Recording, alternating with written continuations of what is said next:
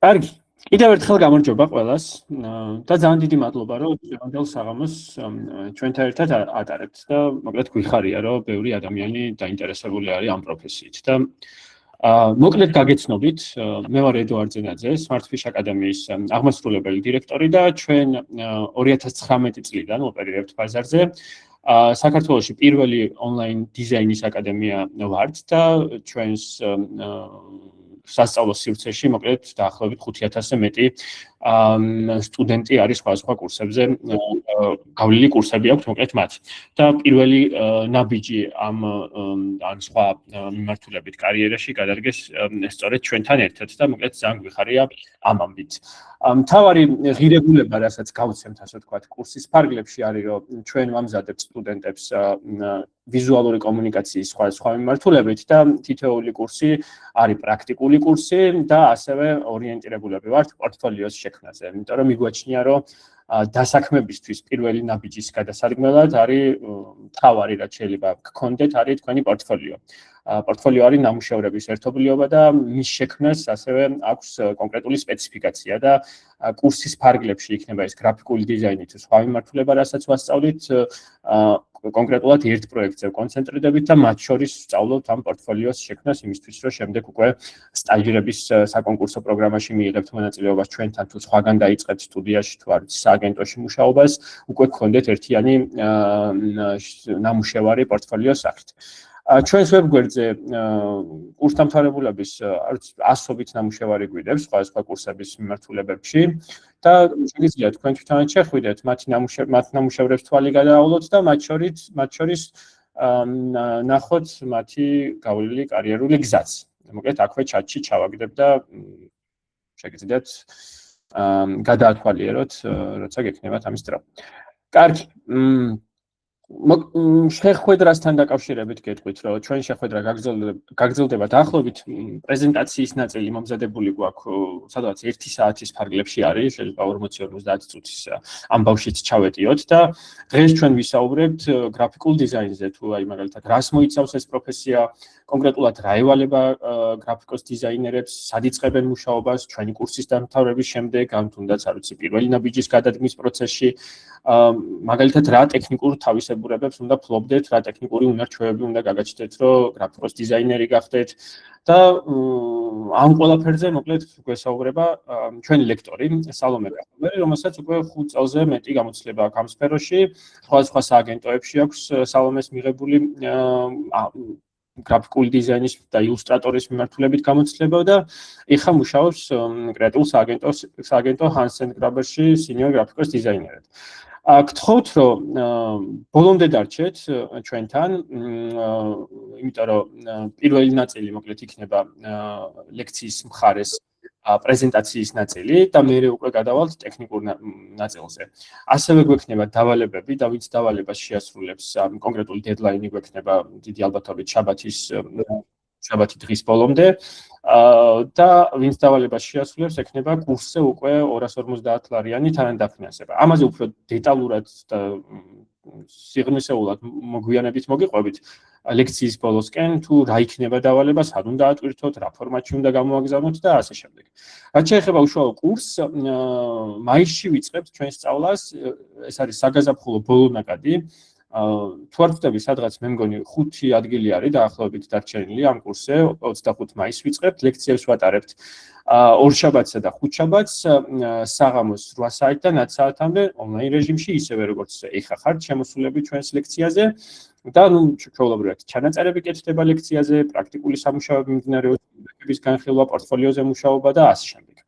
მთავარი პრობლემა, რაც გვაქვს ჩვენ კურსებთან დაკავშირებით, არის, რომ აი გრაფიკული დიზაინის კურსი იწება საკმაოდ მალე და ეხაც 5 ადგილი დაგვრჩა სექტემბრის ნაკადში, ფაქტობრივად აღარ გვაქვს ადგილები, ამიტომ კარგი იქნება თუ დედლაინის ფარგლებში ჩაეტევით დავალებების გამოგზავნის ამბავში, რომ მე რაც ადგილების პრობლემა არ გქონდეს. კითხვებთან დაკავშირებით, თუ რამე კითხვა გაგიჩნდებათ, აქვე ჩატში შეგიძლიათ მოგწეროთ იქნება ეს გრაფიკულ დიზაინზე, იქნება ეს კურსზე, იქნება ეს არც მილიონი საკითხი შეიძლება იყოს ამ სფეროსთან დაკავშირებით, რაც AI გაინტერესებს, რამდენად არის თანხმედრაში AI და გრაფიკული დიზაინი თუნდაც, არც კურსის დასრულების შემდეგ განაზღაურება რამდენია გრაფიკოს. აი მილიონი კითხვა შეიძლება იყოს, როცა პირველ ნაბიჯს დგამთ ამა თუ იმ პროფესიაში, ამიტომ არ მოგერიდოთ, ჩატში მოგწერეთ. ვეცდებით რომ ამომწურავად უპასუხოთ ყველა კითხვას, შეგიძლიათ მე შემდეგ უკვე მიკროფონით ჩართოთ და ჩვენ გაგვესაუბროთ და აქაც მაქსიმალურად ვეცდებით რომ დაგაკმაყოფილოთ პასუხებით. პრეზენტაცია ვეცადეთ რომ ისეთნაირად შეგვედგინა რომ მაქსიმალურად ყველა ის კითხვა მოგვეცვა რაც ისმევა ხოლმე ჩვენ სოციალურ მედიაში და უბრალოდ ესე წესით საინტერესო უნდა იყოს როგორც ტექნიკური ასევე საპრეზენტაციო ნაწილიც. ამიტომ პირობას გაძლევთ რომ არ მოიწყენთ, მოკლედ დარჩით ბოლომდე. ეხლა რა ვიცი, მე მგონი მოვრჩი მე ჩემს ინტროს. სალომე, მე მგონი აქ ხარ, ხო? ხო არ დაგვეკარგე. ჩვენი აბა გაგვეცანი და მოკლედ დავიწყოთ ჩვენი შეხვედრა. აი, ნემოთ თან გავაზიარებ, ხო? კი. პრეზენტაციაც ჩავთ.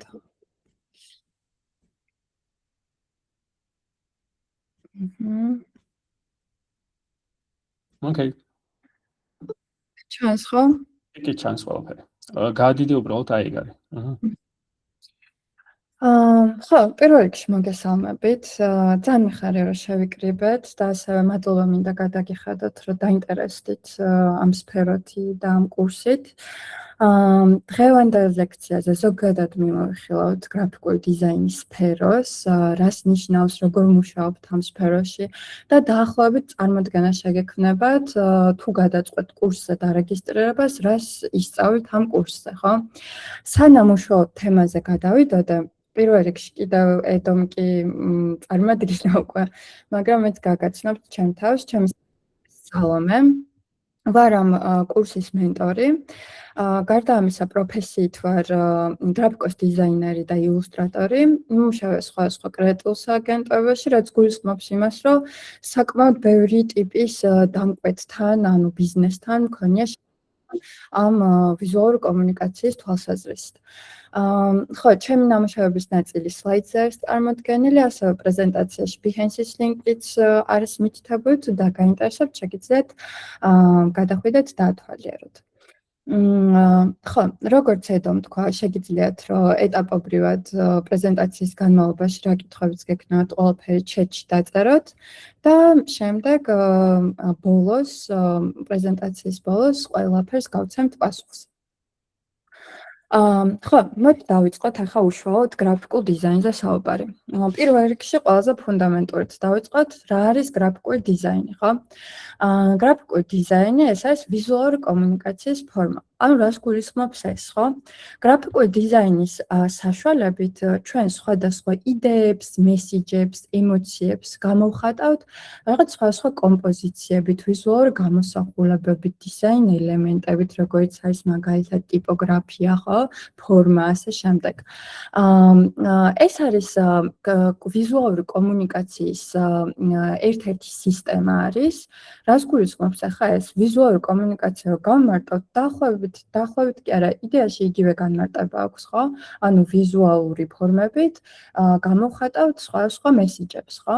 უბრალოდ ვიზუალური კომუნიკაცია არის უფრო ვრცელი სფერო და გრაფიკული დიზაინი არის მისი ერთ-ერთი ნაწილი. ვიზუალური კომუნიკაციის ნაწილი არის ყველაფერი, დაწყებული წიგნების და ჟურნალების ტყდებიდან გაგრძელებული ინტერფეისის დიზაინით, ვიდეოგრაფიით, ფოტოგრაფიით და ასე შემდეგ. ეხლა მოდი განვიხილოთ, რისთვის გვჭირდება ვიზუალური კომუნიკაცია. პირველ რიგში ზოგადად ადამიანები, მათ გარშემო არსებულ სამყაროს უმეტეს ნაწილს თვალების მეშვეობით აღიქვავენ, ხო? აქედან გამომდინარე, ადამიანის ტვინი ბევრად უფრო სწრაფად გადაამუშავებს ვიზუალურად მიწოდებულ ინფორმაციას, ვიდრე მაგალითად ვერბალურ ან გაწერილ ინფორმაციას, ხო? შესაბამისად, ეს ვიზუალური კომუნიკაცია გვაძლევს საშუალებას, რომ მომხმარებლებთან, ხო, იმ ადამიანებთან, ვისაც გვინდა რომ რაღაც ინფორმაცია და იდეები მივაწოდოთ, რაც შეიძლება ოპტიმალური გზით მივაღწიოთ, ხო? ზოგადად ვიზუალური კომუნიკაციის ხარისხი, უნარი, იგივე სკილი თუ აქვს რაიმე ბრენდს ან ბიზნესს, მაშინ ამ ბიზნესს და ბრენდს აღვიქვათ უფრო ხარისხიანად, ხო? ეს არის ძალიან მნიშვნელოვანი ნაწილი ზოგადად მომხმარებელსა და ბიზნესებს შორის კომუნიკაციისთვის, რადგან ვიზუალური კომუნიკაცია მხოლოდ რაღაც ესთეტიკურად ლამაზი დეკორაცია არ არის, ან მხოლოდ ვიზუალური და ესთეტიკური მიმზიდველობისთვის არ იქნება.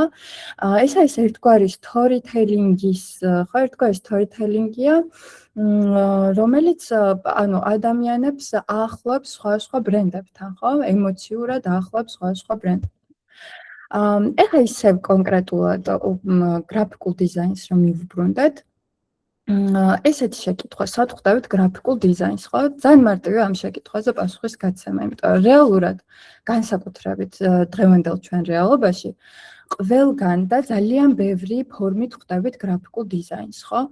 გრაფიკულ დიზაინის პროდუქტს ხვდებით ქუჩაში რომ გავდივართ, ხო? ქუჩის ნიშნებზე, ბანერებზე, მაღაზიაში შეფუთვებზე, ფილმების პოსტერებზე, ხო, ალბომების ქავერებზე. ანუ აი ფაქტობრივად ყველგან, ანუ შანსი არ არის, რომ დღე გავიდეს ისე, რომ რომელიმე გრაფიკულ დიზაინის პროდუქტს არ შევხვდეთ. უკვე ვახსენეთ, რომ იმიტომ არის ეს ეფექტური სფერო, ან კომუნიკაციის დასამყარებლად, რომ ადამიანის გონება ვიზუალურ ინფორმაციას ბევრად უფრო სწრაფად აღიქვავს, ხო? ანუ მაგალითად, ქუჩაში, როდესაც აკრძალვის ნიშანს ხედავს მძღოლი, ამას ძალიან სწრაფად აღიქვავს, ხო? რაღაცა საერთო ქვეცნობიერი გვაქვს, რომლის მიხედვითაც ხვდებით, რომ წითელი და მსგავსი სიმბოლო უნდა ნიშნავდეს, რომ რაღაცა არის აკრძალული, ხო? ეს ბევრად უფრო სწრაფად ხდება, ვიდრე აქ შესვლა აკრძალულია, რომ ეწეროს სიტყვიერად, ხო? შესაბამისად, მანევრიც უფრო სწრაფად კეთდება.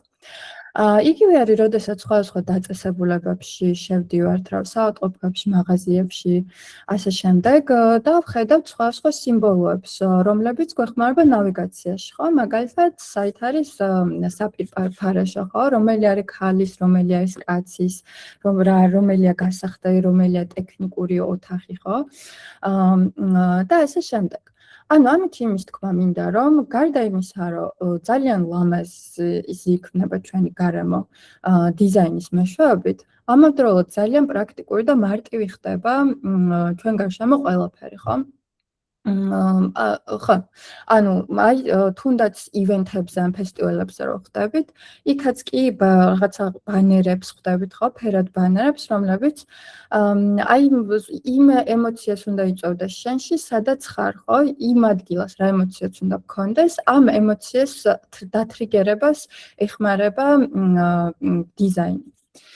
კარგი, ეხლა მოდი უფრო კონკრეტულად გადავიდეთ, გრაფიკოს დიზაინერს რა მოვალეობები აქვს. ზოგადად ციფრულ სამყაროში, მსგავს პროფესიებში აუცილებელი არის, რომ ყველა სპეციალობის ადამიანმა იცოდეს თავისი ზუსტი მოვალეობები.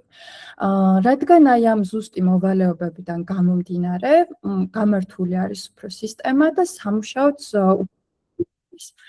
გრაფიკოს დიზაინერი შეიძლება იყოს ფრილანსერი და მუშაობდეს მარტო, შეიძლება მუშაობდეს კრეატიულ სააგენტოში გუნდთან ერთად, ხო? თუმცა სამუშაო პროცესი თითქმის ერთნაირად წარიმართება. ეხლა მოდი ზედაპირულად აი ამ სიას ჩამოვყვები და შემდეგ უფრო დეტალურად ჩავშალოთ. პირველ რიგში ბრიფის გააზრება, ანუ დავალების ანალიზი, ხო, რა გვაქვს გასაკეთებელი. შემდეგ გვაქვს კონცეპტუალიზაცია, კვლევა, ჩანახატები, ინსაიტები, რაც ვიტყოდი, რომ ერთ-ერთი ყველაზე დიდი ნაწილია ჩვენი პროცესის, დიდი და რთული ნაწილი არის. ამ ნაწილს თუ გადავლახავთ, შემდეგ უფრო ისე მარტივად და სასიამოვნოდ მიმდინარეობს ხოლმე პროცესი. შემდეგ გვაქვს საკომუნიკაციო ენის განსაზღვრა, ანუ იმენის განსაზღვრა, როგორ ვესაუბრებით მომხმარებელს, ძლიერი იდენტობის შექმნა, ხო, ანუ გულისხმობს ისეთი ვიზუალური იდენტობის შექმნა, რაც მომხმარებელს მნახველს თავს დაამახსოვრებს. ტექნიკურად გამართვა, ეს არის უკვე რომ მოვრჩებით ყველაფერს, რაღაცების გასუფთავება, შესწორება, დალაგება და რა თქმა უნდა, საბოლოო ეტაპი ეს არის პრეზენტაცია. ეს არის როგორ წარვდგენთ დამკვეთს ჩვენ მიერ შექმნილ პროექტს, ხო? მოდი ბრიფის გააზრებას მიუბრუნდეთ. ეს არის პირველი და ერთ-ერთი მნიშვნელოვანი საკითხი, ხო?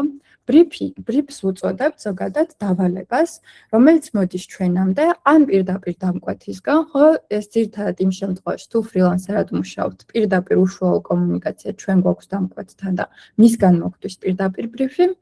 თუ სააგენტოში მუშაობთ და გუნდთან ერთად მუშაობთ, ამ შემთხვევაში შეიძლება რაღაც კრეატიული დირექტორისგან მაგალითად, ან აკაუნტისგან, ან სოციმედიისგან მივიღოთ ბრიფი. ამ ბრიფში გაწერილი არის, რა არის ჩვენი ამოცანა, ხო? რა სურს დამკვეთს, რა როგორ წარმოუდგენია, თუ წარმოუდგენია, ან თუ თვითონ მოგვანდობს ჩვენ როგორ წარმოვიდგენთ, ხო? ბრიფში საკმაოდ ბევრი პუნქტი არის, თვითონ კომპანიაზე არის ინფორმაცია მოწოდებული, ხო? რას წარმოადგენს ესა თუ ის ბრენდი, ვისაც ვემსახურებით. როგორია მის გარშემო ადგილობრივი ბაზარი, რა სიტუაცია საერთაშორისო ბაზარზე და ასე შემდეგ, ხო, ვინ არის მათი აუდიტორია, ვისთვის იქმნება ეს პროდუქტი. ხშირად აი ამ ბრიფის გააზრების პროცესში იბადება ბევრი შეკითხვა. ამ დროს ხშირად ინიშნება ხოლმე მიტინგები, დამკვეთთან, გუნდთან ერთად და უფრო დეტალურად განვიხილავთ ამ პუნქტებს. შემდეგ ყველა კითხვას, როდესაც აბსოლუტურად ყველა კითხვას გაიცემა პასუხი და უკვე ნათლად გვაქვს ჩვენ წინ ამოცანა, რომელიც უნდა ამოვხსნათ, ხო, ანუ გულისხმობ დავალებას, რომელიც უნდა შევასრულოთ, შემდეგ გადავდივართ უკვე კონცეპტუალიზაციის და კვლევის ეტაპზე. ხო? ეხლა როგორ მიმდინარეობს ეს ეტაპი?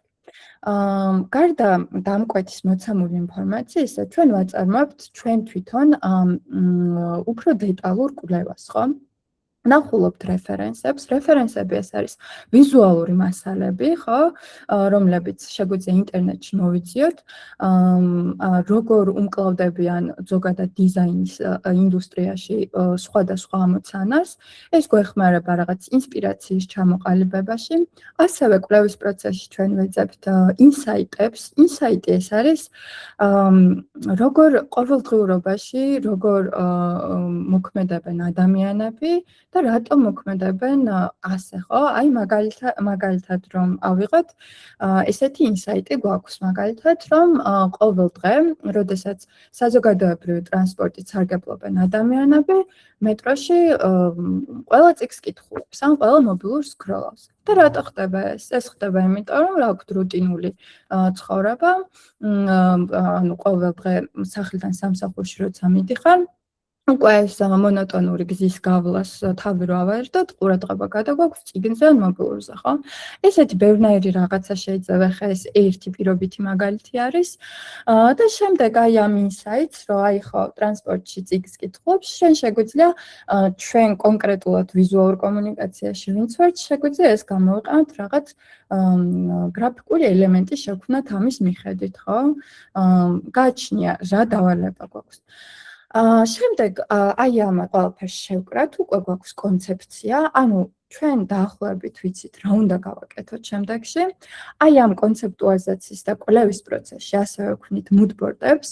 moodboard-ებზე არის წარმოდგენილი სხვადასხვა რეფერენსები, ფერების პალიტრა, ხო, რასაც გეგმავთ რომ გამოვიყენოთ მომავალში.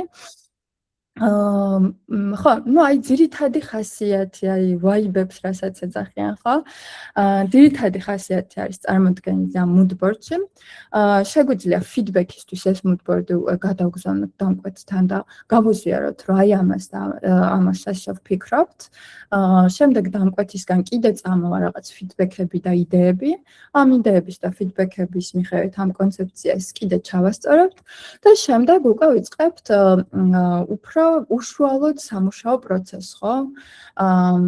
პირველ რიგში ერთ-ერთი ნაწილი არის საკომუნიკაციო ენის განსაზღვრა, რასაც უწოდებთ ხოლმე tone of voice და ზოგადად ამ სფეროში ხშირად შეხვდებით ინგლისურ ტერმინოლოგიას, იმიტომ რომ მაინც საერთაშორისო ინდუსტრია არის ეს და ამიტომ კარგი იქნება თუ ამ რაღაც ტერმინოლოგიებს დაიმახსოვრებთ, ხო?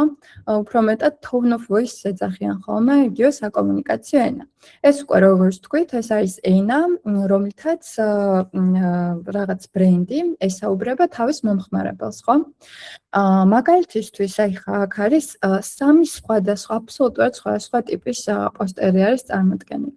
პირველი არის ბანკის Facebook, ანუ სოციალური მედიისთვის შექმნილი პოსტი, ხო? რომელიც არის ძალიან მინიმალისტური, რაღაც ძალიან სოლიდური და ესეთი ჩამქრალი, ძამყვი რაღაცები არ არის გამოყენებული, ტიპოგრაფიაც რაღაც სწორხაზოვანი და მარტივი არის და თვითონ კომპოზიციაც ძალიან მარტივი არის, რომ პირდაპირ შევხედავ, ეგრევე მივიღო ინფორმაცია ყოველგვარი გართულებების გარეშე. აი ხა ამ ვიზუალით ეს ბანკი ესეთ tone of voice ამყარებს თავის მომხმარებელთან, რომ არის სანდო, მარტივად მოსახმარი არის სერიოზული ტიპი, ანუ არის ისეთი ტიპი, რომლის იმედით შეგვიძლია რომ გქონდეს, ხო? ახლა ამისგან განსხვავებით, წავედით, ეს არის თანამედროვე ხელოვნების გალერეის რაღაც ივენთის პოსტერი, ხო? ამ შემთხვევაში ბევრად უფრო ექსპერიმენტული არის ყველაფერი, ხო? ანუ ტიპოგრაფიიდან დაწყებული, ფერებით გაგრძელებული და ხო, ეს რაღაცა უცნაური კომპოზიციით, ანუ აი დრო, საათი წერია ის სადღაც, ან ცოტა რთული არის დასანახად. თუმცა ეს მათი აუდიტორიისთვის ჩვეულებრივი ამბავი არის, იმიტომ რომ გალერეისგან მოდება ისეთ საინტერესო tone of voice, ხო? ანუ ყოველგვარი სიმარტივე აქ არ არის საჭირო, ღია უნდა იყო ინტერპრეტაციებისთვის თანამედროვე ხელოვნებაში, ხო? შესაბამისად, მსგავსი ტიპის საკომუნიკაციო ენა აქვს განსაზღვრული გალერეასაც. და მესამე არის კლუბის პოსტერი, ხო? კლუბის პოსტერი უფრო მუქი არის, რაც წარმოაჩენს ამ რაღაც კლუბის dark vibe-ებს, ხო? ღამის კლუბში მიდიხარ, სადაც უსმენ მაგალითად ტექნოს უსმენ, ხო? ან რაღაც მსგავს ელექტრონულ მუსიკას და აქაც უფრო ღია ვართ ექსპერიმენტების მიმართ, ხო? აი ტიპოგრაფიას თუ დააკვირდებით, რეალურად ეს ტიპოგრაფია არ ითვლება, რომ არის გასაგები და მარტივი ტიპოგრაფია. თუმცა ისეთი ესთეტიკური შესახედაობა აქვს, რომ ეგრევე ასოცირდება აი ამ რაღაც ტექნო dark კულტურასთან, ხო? იგივე ჩონჩხის თავის ქალა, ფერიც, ხო, ეს მწვანე ფერი, რაღაც ცოტა შხამიანი ფერი. ანუ ყველაფერი იდეალური განწყობა იქმნება, როდესაც ამ პოსტერს უყურებ. ზუსტად ის განწყობა მექმნება, რასაც იქ რომ მივალ, იქ ველოდები. ხო, აი ეს ყველაფერი არის საკომუნიკაციო ენის განსაზღვრა, ხო? ამას ვახდენთ, რა თქმა უნდა, ეს მხოლოდ ვიზუალური კომუნიკაციით არ ხდება. შეიძლება tone of voice-ის ჩამოყალიბებაში ბევრი ადამიანი მონაწილეობდეს, რაღაც კრეატიული დირექტორიც, copywriter-იც, რაღაც content creator-იც. და უბრალოდ უშუალოდ ჩვენი საქმე არის, რომ ეს ყველაფერი ვიზუალურად წარმოვაჩინოთ. შემდეგ ძლიერი იდენტობის შექმნას, რაც შეეხება visual identity, ანუ იგივე ვიზუალური იდენტობა. ესეც მსგავსად, ანუ უფრო მეტად გრაფიკოს დიზაინერების ამბავი არის, ხო, ეს ვიზუალური იდენტობა, რომ შევქმნათ ისეთი პალიტრები, ისეთი გრაფიკული ელემენტები, რომლებიც შემდგომში კომუნიკაციაში იმ სიხშირით იქნება გამოყენებული, რომ ადამიანს დაამახსოვრებ თავს. პირობითად მაგალითად შუაში გვაქვს TBC ბანკის რაღაც სოციმედია პოსტი, ხო, რაღაც Instagram-ზე ვიდეო პოსტი. რეალურად არც ლოგო აქვს TBC ბანკის, არც დაწერა რომ TBC ბანკის არის, თუმცა აი overall მთლიანი სტილით რო ვაკვირდებით ჯერ ერთი ფერზე, ყვითელზე და ამ ცისფერზე მით უმეტეს ჩვენს ადგილობრივ რეალობაში გვახსენდება TBC ბანკი, ხო? და აი ამ კომუნიკაციის სტილშიც თან ცოტა ისეთი playful, ხო? ცოტა ხალისიანი და ამავდროულად მინიმალისტური და თავშეკავებული.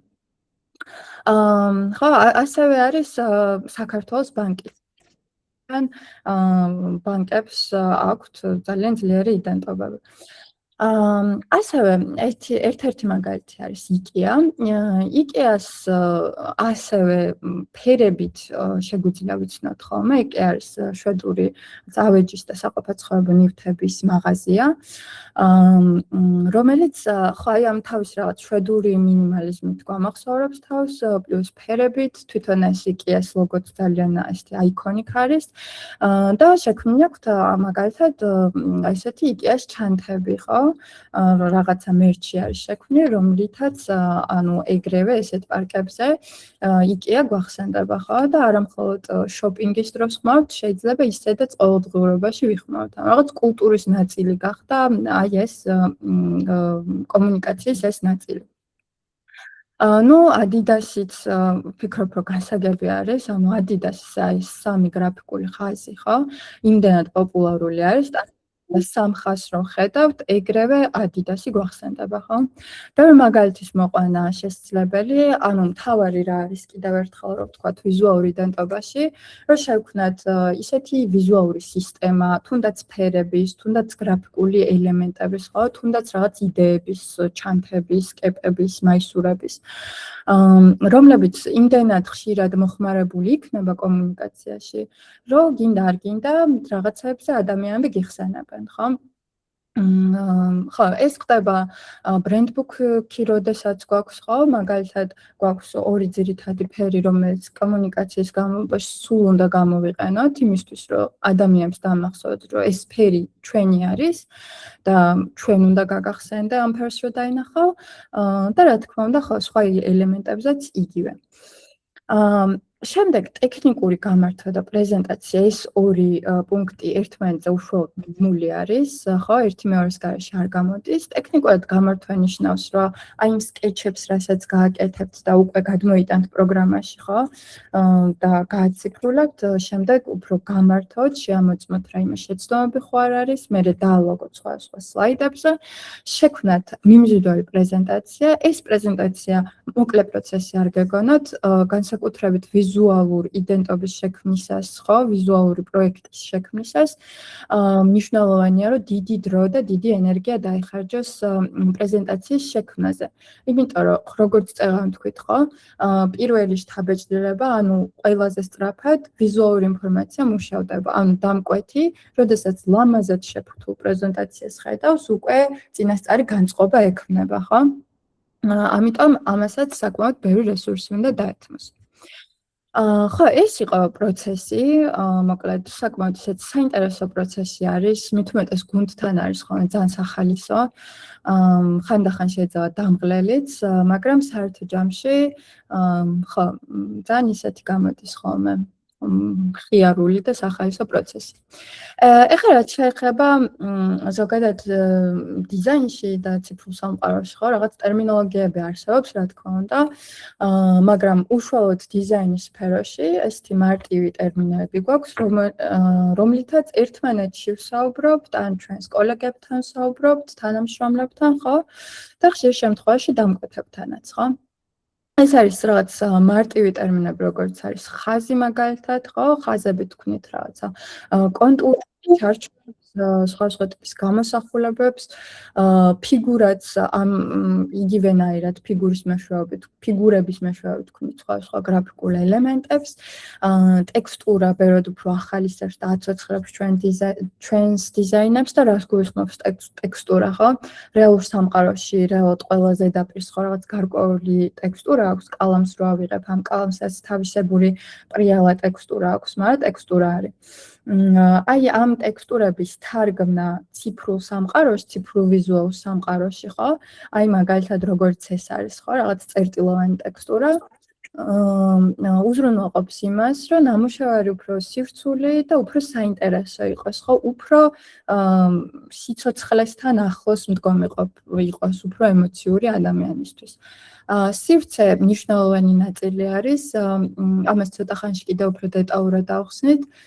სივრცე არის თავისუფალი სივრცეები გვაქვს დიზაინში, იგივე ნეგატიური სივრცეები გვაქვს, რომლებსაც ვიყენებთ რაღაც სხარტი დიზაინების შესაქმნელად, ხო, რაღაცა სილუეტში არსებული სილუეტი, ხო, რაღაცა ძალიან ისეთი smart თვალსაზრისით შეგვიძლია შევქმნათ. და ასევე სივრცეები მნიშვნელოვანია დაბალანსებული კომპოზიციის შესაქმნელად, ხო? უნდა სუნთქავდეს დიზაინი, ესე ამბობენ ხოლმე, ანუ გადაჭედილი არ არის და თვალისთვის გამღლელი არ არის. და რა თქმა უნდა, ტიპოგრაფია ერთ-ერთი მთავარი პერსონაჟი არის დიზაინში.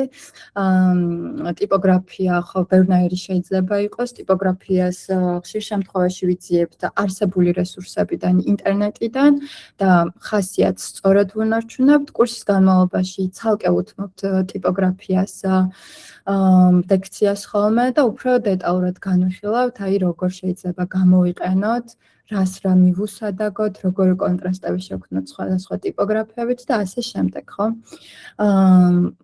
ხო. შემდეგ გვაქვს ასევე დიზაინში გარკვეული კომპოზიციის პრინციპები, იმისთვის რომ აიწეღან რაც თქვი, რომ დაბალანსებული ვიზუალები შევქმნათ, რომელსაც თვალები რო შეხედავს, რაღაც დამღლელი არ იყოს, ხო? და ესე შფოთვის გამომწვევი არ იყოს. ეს პრინციპები, რა თქმა უნდა, რაღაც დოგმები არ არის, რომლებიც აუცილებლად უნდა გავითვალისწინოთ, იმიტომ რომ დიზაინი ეს არ არის ზუსტი მეცნიერება, ხო? ბევრი რაღაცა ჩვენს ემოციების გამომხატველი არის, ხო, ვიზუალურ კომუნიკაციაში. თუმცა განსაკუთრებით უფრო კომერციულ დიზაინში ძალიან გვეხმარება აი ეს მეთოდები, ხო, ეს პრინციპები იმისთვის, რომ ძალიან ისეთი ჰარმონიული და ზომიერი ვიზუალები შევქმნათ. ხო. წეგან რაც თქვი, კიდე მინდა დამატება, რომ ხო, შეიძლება რაღაცა ეს ზოგადი პრინციპები არ გამოვიყენოთ, მაგრამ მნიშვნელოვანი არის, რომ ყველაფერს ვაკეთებდეთ მიზნისთვის. ანუ რაღაცა ლოგიკას უნდა მიყვებოდეს ჩვენი ვიზუალი, ხო? აი ესე უაზროთ რაღაცა კუთხეში რაღაცის დასმა, ხო, ასიმეტრიულად, ყოველგვარი ლოგიკის შეიძლება დამაბნეველი იყოს და რაღაც მომენტში შეიძლება მომხიბლელობაც დააკარგინოს თვითონ ვიზუალს. კაი, ეხლა უშუალოდ ისევ დავუბრუნდეთ პრინციპებს, დავიწყოთ პირველი ბალანსი, ერთ-ერთი უმთავრესი კომპოზიციის პრინციპი, რომელიც გულისხმობს სიმძიმეების სწორად გადანაწილებას ჩვენ სამუშაო დაფაზე, ხო? სამუშაო დაფაზს ასევე დიზაინის სფეროში ვეძახით ხოლმე არტბორდებს, პროგრამებშიც, ფოტოშოპში, კანვას ვეძახით ხოლმე ხშირად, იმიტომ რომ ეგრე ქვია პროგრამაში, ილუსტრატორში არტბორდი ქვია, მოკლედ ბევრნაირად შეგვიძლია უწოდოთ. ნუ არტბორდი ვფიქრობ, რომ ყველაზე მარტივი ტერმინია ამ შემთხვევაში, ხო? ანუ როდესაც გვაქვს მოცემული სხვადასხვა გრაფიკული ელემენტები, ობიექტები, ჩვენ უნდა ისე დავაბალანსოთ, აღვიქვათ მათი სიმძიმეები და ამ სიმძიმეების გადანაწილებით, სწორად გადანაწილებით, რომ წონასწორობა შეინარჩუნოს ჩვენმა არტბორდმა, ისე ვანაწილებთ, ხო? აი უფრო ნათელი რო იყოს, შევხედოთ მოდი მაგალითებს. პირობით აქ გვაქვს სამი მაგალითი, აი შუა მაგალითი არის ყველაზე მარტივი სიმეტრიული კომპოზიცია, ხო? ფაქტობრივად ორივე მხარეს ერთი და იგივე მოცულობა გვაქვს, სხვადასხვა ტიპის და სხვადასხვა სტილის, მაგრამ მაინც დაბალანსებულია, იმიტომ რომ აი ეს წონები ზუსტად არის გადანაწილებული. აი პირველ შემთხვევაშიც ეს საკმაოდ სიმეტრიული კომპოზიცია, უბრალოდ ხო აქ რაღაც ვერტიკალური სიმეტრია გვაქვს, აქ უფრო დიაგონალური, ხო? ხშირად აი ამ სიმეტრიების შესაქმნელად ვიყენებთ გრიდების სისტემას. გრიდების სისტემა ეს არის იგივე ბადე არის, ხო? ამ ბადეს შეგვიძლია პროგრამებში, ყველა პროგრამას აქვს ეს გრიდების ხელსაწყო. შეგვიძლია პროგრამაში შევქმნათ, ხო, დაახლოებით კომპოზიცია იმ გრიდების მეშვეობით გადავანაწილოთ, ხო? ეს გრიდები, ეს ხაზები ბადე გვექნება და აი ამ ბადის დახმარებით აი ესეთ დაბალანსებულ გეომეტრიულად შექმნილ კომპოზიციებს შევქმნით, ხო? ამ შემთხვევაში დაბალანსება მხოლოდ ობიექტების ადგილმდებარეობით კი არ არის აი ამ პირველ შემთხვევაში, არამედ ფერითაც არის უზრუნველყოფილი, ხო, დაბალანსება. აი ამ ძროხის თავი მოცულობით არის ძალიან დიდი. ანუ წესით და რიგით ეს უნდა იწოდოს დისბალანს კომპოზიციაში. მაგრამ ფერიდან გამომდინარე, ანუ აი ეს ჩამქრალი მწვანე ფერი რომ არის, ძალიან ისე ორგანულად ჯდება კომპოზიციაში. მესამეც ასევე ძალიან მარტივი სიმეტრიული კომპოზიცია არის, ხო, რეალურად მსგავსი ტიპის ობიექტები არის ერთად გადანაწილებული და ქვემოთ გვაქვს ტექსტი, ხო? ტექსტიც დაახლოებით იგივე სისტემით არის განაწილებული, როგორთაც დანარჩენი ობიექტები. შემდეგ პროპორცია რო განვიხილოთ, აი პროპორცია უნდა შევქმნათ ხოლმე მიზან-მიმართულად. დიდი და პატარა ობიექტები და ერთმანეთთან მიმართებაში ამ ყველა ობიექტის პროპორცია უნდა იყოს ლოგიკურად შექმნილი, ხო? ნუ ხშირად პროპორცია დიდს ვაჩენთ იმას, რაც უფრო მნიშვნელოვანია, ხო? ან პროპორცია შეიძლება გამოვიყენოთ რაღაც storytelling-ისთვის, ხო, რაღაცა ნარატივის შესაქმნელად. აი, მოდი მაგალითებს რო შევხედოთ. მაგალითად, აი ამ შუა პოსტერში, ხო, პროპორცია არის გამოყენებული სივრცის და რაღაც ტრაექტორიის შესაქმნელად, ხო? ანუ ისეთ ილუზიას ქმნის, რომ ვიზუალი მიდის სივრცეში, ხო? იმიტომ რომ პროპორცია არის განაწილებული, წინ გვაქვს დიდი და შემდეგ პერსპექტივაში პატარავდება, ხო? აი ეს არის პროპორციის პრინციპი. პირველში მაგალითად პროპორცია არის გამოყენებული იმისთვის, რომ წარმოვაჩინოთ მთავარი ფიგურა პოსტერში, ხო? აი ეს რაღაც დასახელება. და შემდეგ უკვე რაღაც უკვე ტექსტები, რაც ნაკლებ მნიშვნელოვანია ამ შემთხვევაში. ხო, გარდა პროპორციისა, აქ რა თქმა უნდა, ფერებიც დიდ როლს თამაშობს, რომ ეს არის გამოკვეთილი ფუტურა, ხო, და დანარჩენი ჩამქრალი. და მესამე შემთხვევაში, აქაც გარკვეულ ტრაექტორიას გვაძლევს ეს პროპორციით თამაში. და ამავდროულად რაღაც ემოციასაც იწვევს, ხო? ეს რაღაც უტრირებული ფორმები რაღაცა ემოციებს ბადებენ ჩვენში, ხო? რაღაც სამივე რა ლამაზი დიზაინია, ძალიან მომწონს. ხო, კი, ძალიან კაი არის. თან ძალიან ისეთი არის. თანამედროვე და ტრენდული არის. და კრეატიული ძალიან. ხო. ხო, მოკლედ ეს არის ჩვენი პროპორცია. ამგვარად ვიყენებთ ხოლმე ძირითად შემთხვევაში პროპორციებს. შემდეგ წეღანაც რო ვისაუბრეთ სივრცეები, თეთრი სივრცე იგივე ნეგატიური სივრცე, ხო, white space-ი. ერთი და იგივეა, რომელსაც გინდათ იმას იხმართ ტერმინოლოგიის თვალსაზრისით.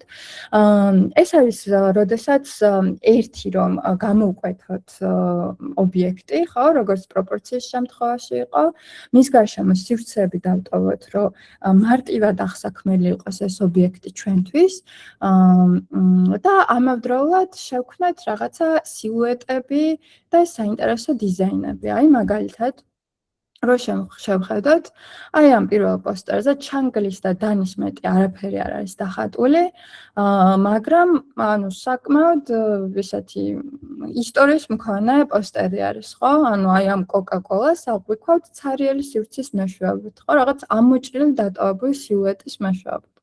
ეს ძირითადად ანუ ძალიან დიდი ხანია ამ ნეგატიურ სივრცეებს იყენებენ დიზაინერები, იმიტომ რომ ადამიანების გონებისთვის ძალიან სასიამოვნოა, ხო? ანუ აი რაღაცა ესეთ გადაწყვეტებს რო ნახავ, თითქოს რაღაც guilty pleasure ვიდეოებს რო უყურებთ ხოლმე სკროლვისას, რაღაცა ეგეთია, რაღაც დოპამინს გამოყოფს ტვინში აი ესეთი მსგავსი გადაწყვეტები. აი მეორე შემთხვევაში მეორე და მესამეც ფილმის პოსტერები არის, ხო, გარდა იმისა, რომ აი ესეთი სხარტი გადაწყვეტა არის, თან ისტორია სყვება, ხო? აი ხა Black Swan-ი თუ ნანახი გაქვთ, კიდევ უფრო მიხვდებით. ანუ რამდენად შინაარსობრივად ეთანხმება აი ეს ერთი შეხედვით მარტივი დიზაინი თვითონ ფილმს, ხო? იგივე ლობსტერიც რაღაცა მსგავსი შინაარსის, ანუ ნეგატიური სივრცე ამ შემთხვევაში არის storyteller-ი, ხო? არა მხოლოდ დიზაინ ელემენტი, არამედ თხრობელიც, ხო, რომელიც დაახლოებით განიშნავს, რაზე უნდა იყოს ეს ფილმი. ხო, ნეგატიური სივრცეები ასევე ხშირად არის ხოლმე გამოყენებული ლოგოებშიც, ხო? ანუ საკმაოდ ისეთი მარტივ და ერთდროულად მარტივ და საინტერესო ფორმებს ვქმნით აი ამ ნეგატიური სივრცეების მეშვეობით. ეხლა რაც შეეხება კონტრასტს, კონტრასტის როგორც დანარჩენების ერთ-ერთი მიზანი არის, რომ გამოკვეთოს მნიშვნელოვანი ობიექტები. ხო და ასევე შემოიტანოს უფრო მეტად ესეთი ცოცხალი ფერთა პალიტრა, ხო, დიზაინში. მაგალითისთვის გვაქვს აი ეს სამი პოსტერი, ხო?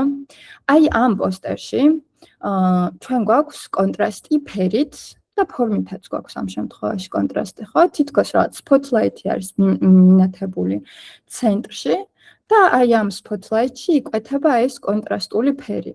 ხო, კონტრასტული ფერია ეს ფერი, შავი ფერი, ასევე აი ეს background-ის ფერიც, ხო? ანუ ერთმანეთთან მიმართებაში ფერის თვალსაზრისით ყველა ობიექტი კონტრასტული არის. ეხლა მეორე შემთხვევაში კონტრასტი არის შექმნილი ფერითაც და ტექსტურითაც და ასევე ფორმითაც, ხო? გვაქვს რეალისტური ფოტო და გვაქვს რაღაც თითქოს ამით საღებავით დახატული ფორმები, ხო? აი ამით უკვე რაღაც ჩვეულებრივი ფოტო აქციეს უკვე რაღაცა ვიზუალურ პროდუქტად, ხო? რაღაც შემოქმედებად აქციეს. ასევე რაღაც storytelling-ის ამბავი აქაც ხდება, ხო, რაღაც paint your own journey და რაღაცებს ხატავს, ანუ აქაც ისტორიას გვიყვება პოსტერი და მესამე შემთხვევაშიც ზუსტად იგივენაირად და იმავენაირად არის შექმნილი კონტრასტი, რაღაცა რეალისტური შავ-თეთრი ფოტო, ძალიან ცოცხალი ესეთი კაშკაშა ფერი გამოყენებული კონტრასტით, ხო? ხო, ეხლა რაც შეეხება ტრენდებს დიზაინის სფეროში, ეს ტრენდები ზოგადად ყოველწლიურად, ანუ ძალიან მალე, ზომიერად მალე იცვლება ხოლმე ტრენდები იმის და მიხედვით, ხო, როგორ მენტალურ მდგომარეობაში არის ზოგადად მსოფლიო და ძირითადად ახალგაზრდა თაობა ხოლმე, ხო? ეხლა ამ შემთხვევაში მე მოძიებული მაქვს წლევანდელი, ახლანდელი ტრენდები, რაც პოპულარული არის დიზაინში, ხო? აი ამ ტრენდებს შეგიძლიათ თვალი ადევნოთ სხვადასხვა ვებსაიტ დიზაინისთვის მიძღვნილ ვებსაიტებზე, ხო? მაგალითად სხვადასხვა მედიუმი არის ესეთი დიზაინის ჟურნალი, ხო? რაღაც ჩვეულებრივ Guardian-შიც კი იწერება ხოლმე დიზაინზე სტატიები და აი ამ სტატიებზე ან Instagram-ზე, ან TikTok-ი თუ გაქვთ, ხშირად ჩანს აი რა არის ტრენდული დღესდღეობით, ხო? ეხლა მაგალითად გვაქვს ესეთი naive design-ი, ერთ-ერთი ტრენდი. ეს არის რაღაც ხელით when messy beats perfect, ხო? რაღაც მესი, ანუ ხელით ნაჯღაბი, ცოტა ბავშვური ჩანახატები, ხო? ეს სხვა შორის შაშანაც ძალიან პოპულარული იყო.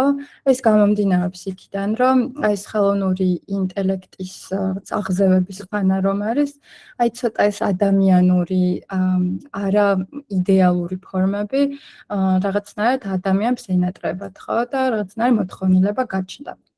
ეს არის ტიპოგრაფიის type collage design, ხო? ანუ ტიპოგრაფიით შექმნილი კოლაჟები, ხო? აი ცოტა ესე უხეშად ჩაყრილი ფონტები, დიდი სკეილი, ზოგი წვრილი, ხო? აი ეს კონტრასტულად სხვა ფორმის მქონე ტიპოგრაფიები, ასევე ძალიან პოპულარული არის დღეს, ხო? ცოტა რაღაცნაირად ისაც ახალგაზრდულ ჯენზი ენერგიას. ბლუპრინტებიც ასევე ძალიან პოპულარული არის. Over explaining as a style, ხო? ბლუპრინტები არის რაღაც ტექნიკური ნახაზები, რომლებიც აქციეს დიზაინად, ხო? ეს ტექნიკური ნახაზები ძალიან მომხიბლელი არის დღესდღეობით, ანუ რაღაცა მაგალითად ეს არის რამენი არის მე მგონი დაშლილი, ხო? რაღაც საკვები რესტორნის კომუნიკაციაში, თითქოს რაღაცა ტექნიკური ნახაზი არის. ეს surveillance design არის ინსპირირებული აი ვიდეო კამერებით და რაღაცა სხვა digital ინფორმაციებით და კოდებით, ვიზუალების გამოხატვა, ხო? ესეც რა თქმა უნდა ასოცირდება ახლა ძალიან ციფრულ ეპოქაში ვცხოვრობთ და რა თქმა უნდა შესაძლოა დაისახება დიზაინში. გვაქვს ასევე future medieval designs, ეს რაღაცა ისტორიულ საწყისებთან რაღაც სიახლოვე ამ ციფრულობიდან გამომდინარე, ხო, რაღაც შუა საუკუნეების და ასევე გოთიკურ სტილებთან სიახლოვე. Trinket design ეს არის ესეც რაღაცა ძალიან მარტივი craft სტილი არის, რომელსაც ასევე ხშირად იყენებენ. ხო, ეხლა ერთი-ორი სიტყვით AI-საც შევეხოთ. კურსის განმავლობაში უფრო დეტალურად განვიხილავთ ხოლმე ხელოვნურ ინტელექტს და ასევე ტექნიკურ ნაწილშიც შევისწავლით დღესდღეობით როგორ ვიყენებთ დიზაინერები ხელოვნურ ინტელექტს. ხო, ხელოვნური ინტელექტის მიმართ ხშირად შიში არსებობს დღესდღეობით, რომ აი ვიღაცებს რაღაც პროფესიებს ჩაგვანაცვლებენ. მაგრამ ცოტა ზედაპირული არის ეს მოსაზრება. სინამდვილეში ხელოვნური ინტელექტი ჩვენთვის იქნება უკვე არის ხელსაწყო, რომელიც აი ამ რუტინულ სამუშაოებს გვაშორებს, ხო? და უფრო მეტი დრო გვრჩება კრეატივზე საფიქრელად. და ასევე ამ კრეატივის შექმნაში ხშირად ვიყენებთ ხელსაწყოს. ამიტომ დღევანდელ ეპოქაში აუცილებელია ხელოვნური ინტელექტთან მეგობრობა. რა თქმა უნდა, პრაქტიკასთან მოდის ეს პრომპტების წერის შესწავლა, მაგრამ ხო, ძალიან ისეთი ათვისებადი და მარტივი საქმე არის რეალურად. ხო, რაც შეეხება პროგრამებს, რომლებსაც ძირითადად ყველა დიზაინერი იყენებს, Photoshop და Illustrator არის ყველაზე საბაზისო, თუ დიზაინერი ხარ, ამ ორ პროგრამას უნდა ფლობდე, იმიტომ რომ ინდუსტრიის სტანდარტი არის. ასევე გვაქვს InDesign-ი, ხო, Photoshop-ში უფრო კომპლექსურ დიზაინებზე ვმუშაობთ, Illustrator-ში მეტად უფრო საბეჭ დიზაინებში, რა თქმა უნდა, ამებში კიდე სიღრმეებში ჩასვლა შეიძლება, მაგრამ ეხლა დღეს ზოგადად მიმოვხილოთ.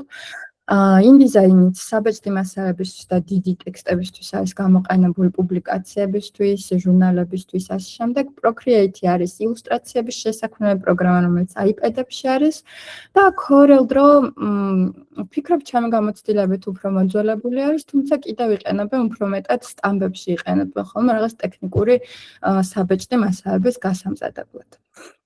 ხო? ასევე ახალი დაგვემატა არის Affinity, Apple-ის პროგრამა, თუმცა ჯერჯერობით არის პოპულარული, მაგრამ წინასწარ მეტყველებენ, რომ ასეთივე პოპულარული გახდება Affinity-ც. ეხლა რაც შეეხება კონკრეტულად დიზაინის მიმართულებებს, ხო, როდესაც გრაფიკოს დიზაინერები ვართ, ჩვენ შეიძლება რაღაც ჩვენი ნიშა გვქონდეს, ხო?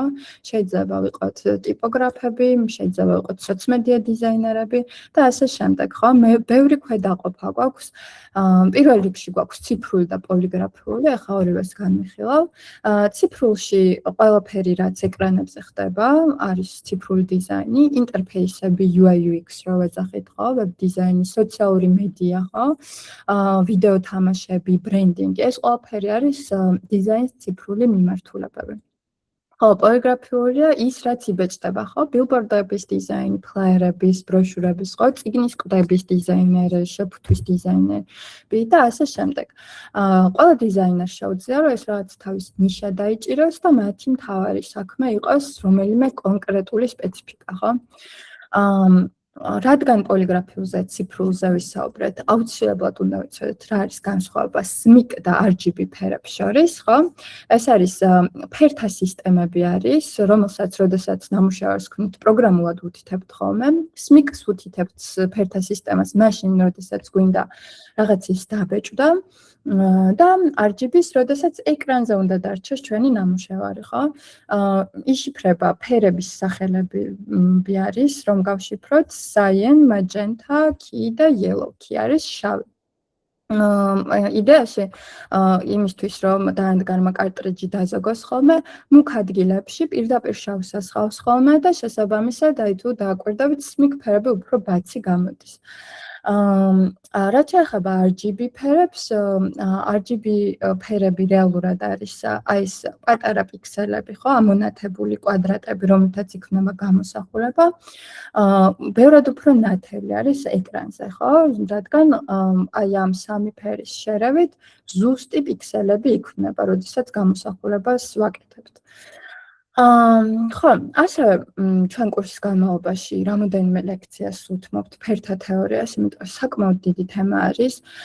ფერთა თეორიაში ჩვენ შევისწავლით, როგორ მუშაობს ფერების ბორბალი და ამ ფერების ბორბალით როგორ ქმნის სხვადასხვა პალიტრებს, ფერების ფსიქოლოგია, რა პროექტს როგორ ვურჩევთ ფერებს.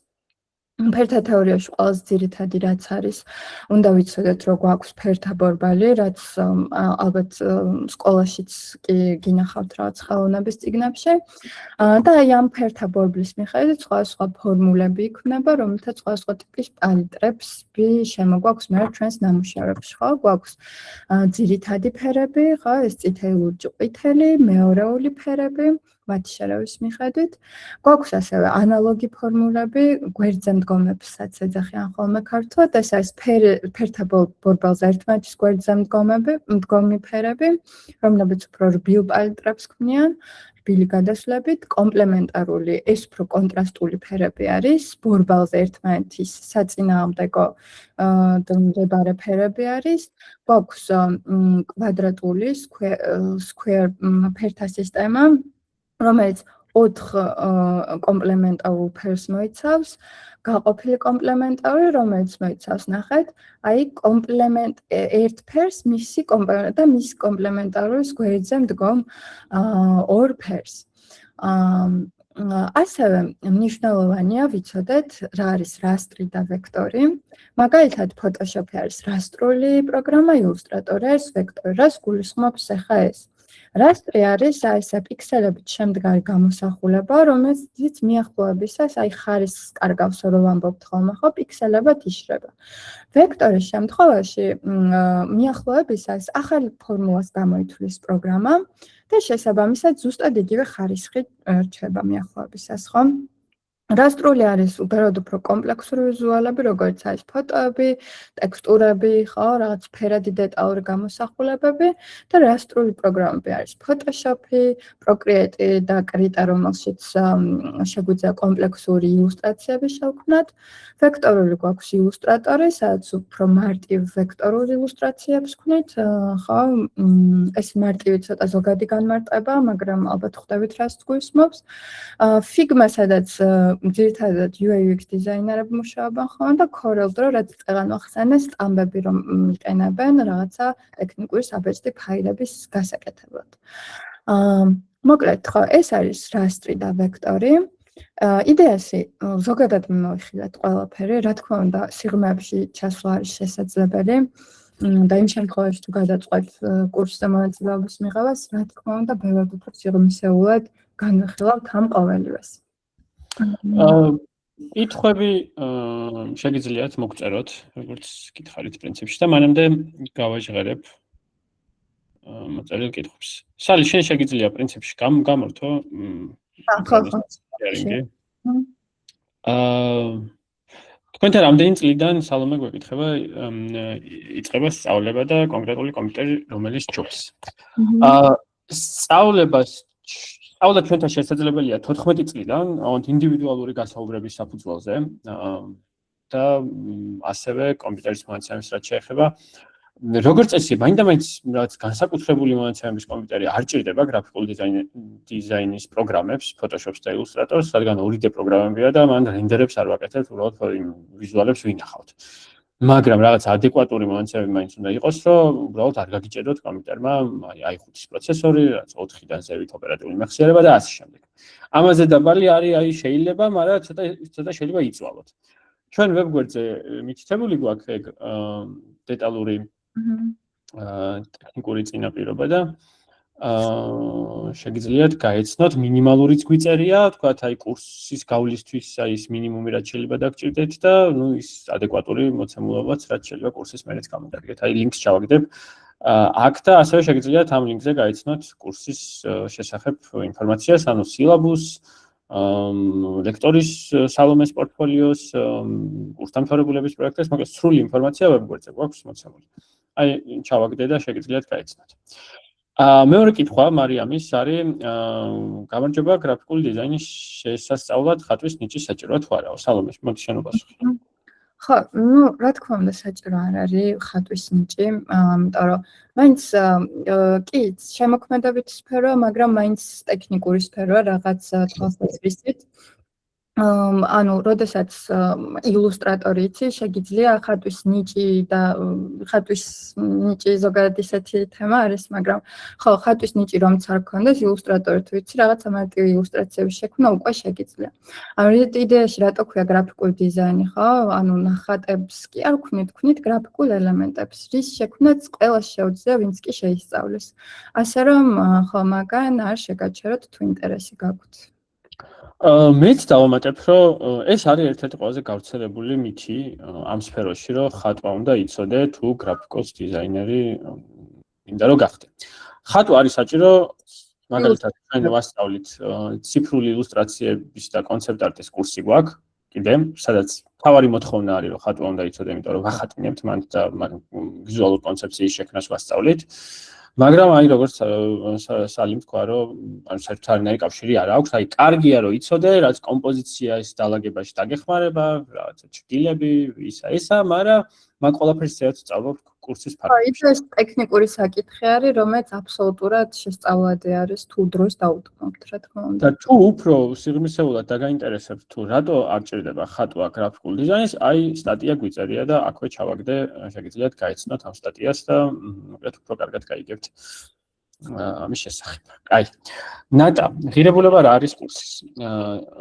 ნატა, კურსის ღირებულება არის ეხა ამ მიმდინარე ფასდაკლება გვაქვს და გამოდის 950 ლარი ღირს ისე, ჩვეულებრივ დროს. მიმდინარე ფასდაკლებით არის 770 ლარი და თუ დავალება შეასრულებ, ამას კიდე გამოაკლდება 250 ლარი. ანუ სადღაც 520 ლარი გამოდის ჯამში კურსის ღირებულება, ეს არ არის თვეების, ეს არის მთლიანად 2 თვის კურსის ღირებულება.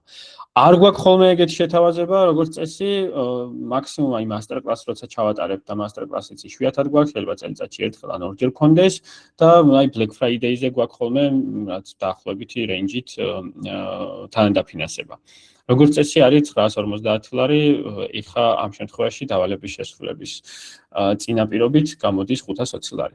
ლექციების ჩანაწერებზე წვდომა თუ დაგვრჩება, წვდომა გექნება კურსის ფარგლებში და კურსს როცა დავასრულებთ, კიდე წვდომა აქვს ხოლმე 1 თვე. 1 თვეზე მეტი დატოვების უფლება ჩვენ არ გვაქვს კანონმდებლობით, იმიტომ რომ სხვის პერსონალური ინფორმაცია არის მოცემული ამ ლექციების ჩანაწერებში. შესაბამისად, კურსის მერე 1 თვე არის ადეკვატური დრო იმისთვის, რომ თქვა გავლილი მასალა არ დაგავიწყდეს და ტექნიკური ნაწილი გადახედო და მოკლედ პორტფოლიო გაიმრავალფეროვნო კურსის შემდეგაც. და ანაზღაურება რამდენი აქვს საშუალო დიზაინერს შენკენ არის ექსალი. მოკლედ ანაზღაურება ეხა დღესდღეობით ჩემი დაკვირვებით ძირითადად კრეატიულ სააგენტოებზე მაქვს ლაპარაკი.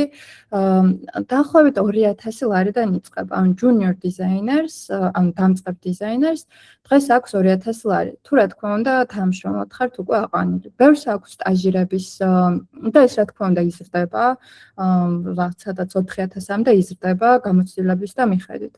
თუ სტაჟირების პროგრამაში ხებულობთ, უმეტესწილად ანაზღაურებადი არის ხოლმე, რაღაც მცირე სიმბოლურ თანხას იხდიან ხოლმე სტაჟირების პროცესში, მაგრამ დასწრისთვის თუ საშუალება არის, რა თქმა უნდა, სტაჟირებაც უნდა გაიაროთ ხოლმე. ასევე თვითონ სხვა კომპანიებს ყავთ დიზაინერი, იქაც მე როგორც მსმენია, დაახლოებით 2000 ლარიდან იწყება ანაზღაურება, მოკლედ, ხო, გააჩნია კომპანიას, რა თქმა უნდა, ძირითადად. გააჩნია კომპანიას, გააჩნია პროექტი, მეც დავამატებ. ჩვენი გამოცდილებით უნდა საუბარი, ხო, ჩვენი გამოცდილებით როგორც წესი, კურსის დასრულებისას ახლა ავტომატურად გრაფიკოს დიზაინერები ვერ გახდებით. ანუ მაგ ილუზიას მოკლედ არ გეტყვით ჩვენც და ვინც გეტყვით, რომ აი ხა ჩვენთან მოდი ისწავლე და კურსს როცა დაამთავრებ, ეგრევე პროფესიონალი გახდები, ეგრე არ მუშაობს. ეს არის პროფესია.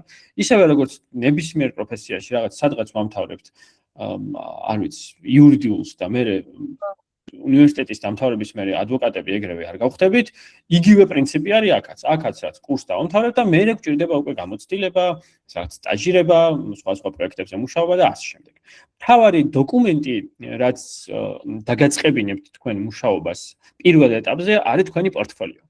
ასევე მნიშვნელობა არ აქვს სერტიფიკატს, მაგასაც ხშირად გვეკითხებიან და სანამ ვინმე იკითხავს, ბარემ დაგასწრებთ და გეტყვით, რომ ჩვენ კი გავცემთ სერტიფიკატს, თუ სტუდენტი ჩაგვაბარებს გამოცდას და ექნება ფინალური პროექტი მზად, მაგრამ პირველი რასაც დამკვეთი გკითხავთ გასაუბრებაზე, იქნება ეს კერძო კომპანიაში თუ იქნება ეს არც კერძო დამკვეთთან თუ სტუდიაში, არის აი პორტფოლიო CV-საც კი არ უყურებენ, ანუ პირდაპირ პორტფოლიოს უყურებენ Behance-ი ან Dribbble-ზე ან სადმე. და ამ პორტფოლიოს მიხედვით მე არჩევენ უკვე კონკრეტულ კანდიდატს. შესაბამისად, ამიტომ გვაქვს ჩვენ კონკრეტულად აქცენტი გაკეთებული იმაზე, რომ პორტფოლიოზე ვამუშაოთ სტუდენტებს რა. ეს არის მთავარი, რომ რაც ბევრ კომპანიას აქვს ასევე, რომ რაც სერტიფიკატზე აკეთებენ აქცენტებს კურსის დასრულებისას და ასე შემდეგ, არა ხალხო პორტფოლიო, თქვენი ნამუშევრები არის თქვენი დოკუმენტი რა. რომელიც ჯობს ელზას კითხვა არის გრაფიკულ დიზაინში მუშაობა კომპიუტერში თუ iPad-ში? ხო. რა თქმა უნდა, კომპიუტერში აუცილებლად, ანუ ეს არის საბაზისო სტანდარტია, რომ კომპიუტერში უნდა მუშაობდეთ. iPad-ი ეს არის ბონუსი, ხო, რაღაც ჩვენი დამატებითი უნარი არის. რეალურად ანუ გრაფიკულ დიზაინერს არ ჭირდება iPad-ი, უბრალოდ დამატებითი ხელსაწყო, რომელთაც უფრო ვამდიდრებთ ჩვენ ნამუშევრებს, ხო? ანუ iPad-ში ძირითადად ვმუშაობთ ილუსტრაციებზე. Procreate ანიმაციებზე და ილუსტრაციებზე. დანარჩენი Photoshop ილუსტრატორი აუცილებლად კომპიუტერში უნდა მუშაობდეთ. აი, მოდის შემდეგ კითხვაზე სანამ გადავალ. გადავიდეთ ტექნიკურ ნაწილზე. ეხლა გვექნება ტექნიკური მხარე, რომელიც დაახლოებით მაქსიმუმ 10 წუთი უნდა წაიღოს წესით დარიგით. და ეხლა რასაც ავხსნით, ამაზე უფრო დეტალურად სალომე გეტყვით, მაგრამ მეც გეტყვით, რომ მსგავს სტილში უნდა გააკეთოთ დავალება. დავალების დედლაინი გექნებათ შაბათი დღის ბოლომდე. დავალების დეტალურ ბრიფს თუ რა უნდა გააკეთოთ, სად უნდა გააკეთოთ, როგორ უნდა გააკეთოთ და სად უნდა გამოაგზავნოთ, ხვალ დღის ბოლომდე მიიღებთ მეილზე ამ ლექციის ჩანაწერთან ერთად და მათ შორის პრეზენტაციასთან ერთად, ანუ პრეზენტაციას და ლექციის ჩანაწერიც დავალების ბრიფთან ერთად გამოგეგზავნებათ ხვალ მეილზე, რომლითაც გაიარეთ ჩვენს მასტერკლასზე რეგისტრაცია.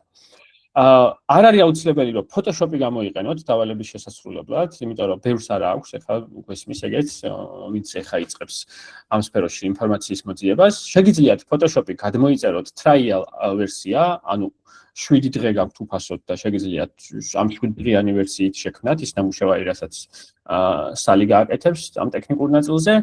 შეგიძლიათ თუ თქვათ ამოჭრა და აი ამ კოლაჟის გაკეთება გაგიჭირდებათ, შეგიძლიათ უბრალოდ გამოგვიგზავნოთ moodboard-ის სახით. ესეც არის მისაღები. ამ დავალებით ჩვენ არ ვტესტავთ თქვენს ტექნიკურ მხარეს, იმიტომ რომ ტექნიკური ჯერ არ იცით, ნულიდან ვინც იწყებთ სწავლას, ჩვენ ტესტავთ თქვენს შემოქმედებით აზროვნებას. ამიტომ შეგიძლიათ moodboard-ის სახით გამოაგზავნოთ, moodboard-ის გაკეთება შეგიძლიათ Canva-ზე, არც Instagram-ზეც რო გააკეთოთ, grid-ით რო აწყოთ რაღაცნაირად, რომ დავინახოთ რა ვიზუალები შეარჩიეთ, ეგეც იქნება ჩვენთვის მისაღები. მაგრამ ეხლა მაინც ტექნიკურად გავიაროთ, ვისაც Photoshop-ის გადმოწერის სურვილი აქვს და არც Photoshop-ში მუშაობის პირველი შეხების შეგიძლიათ Photoshop-შიც გააკეთოთ და ამიტომ მოკლედ გავიაროთ ეს Photoshop-ის ნაწილიც და თქვენ კითხვებს დაუბრუნდები მე მოგვიანებით. აი, დავიწყოთ ხო ტექნიკური ნაწილით. ეს დავამატებდი, რომ შეგიძლიათ ანუ Photoshop-ი რა კომპანიისაც არის Adobe-ს საიტზე შეხვიდეთ, თქვენი აკაუნტი გააკეთოთ და 7 დღე გადმოწერაც კი არ გიწევთ Photoshop-ის online Photoshop-ით შეგიძლიათ მოიხმაროთ ამ დავალების შესასრულებლად. ხო, ძალიან მარტივი პროცედურა, უბრალოდ არ უნდა დაგავიწყდეს და 7 დღეში უნდა გაუქმოთ თქვენი subscription-ი, რომ ფული არ ჩამოგეჭრათ. კაი, გავაზიარებ ახლა ეკრანს. და ესეთი პატარა კომპოზიცია გავაკეთოთ. პირველ რიგში Photoshop-ში როდესაც შევდივართ, აი ესეთი ფანჯარა გვხდება, ხო, სადაც რაღაც ბევრი რაღაცები ჩანს, მაგრამ არაფერს ყურადღებას არ ვაქცევთ, ყურადღებას ვაქცევთ მხოლოდ აი ამ გალურჯებულ აი ესეთ ღილაკს, ხო, რომელსაც ქვია new file. New files დავაწვევით და აქედან შევქმნით ჩვენს სამუშაო დაფას, ხო? აქ შეგიძლიათ დააწეროთ სახელი, ხო, რაღაც რაც გინდათ, რა სახელითაც გინდათ, რომ კომპიუტერში შეინახოს.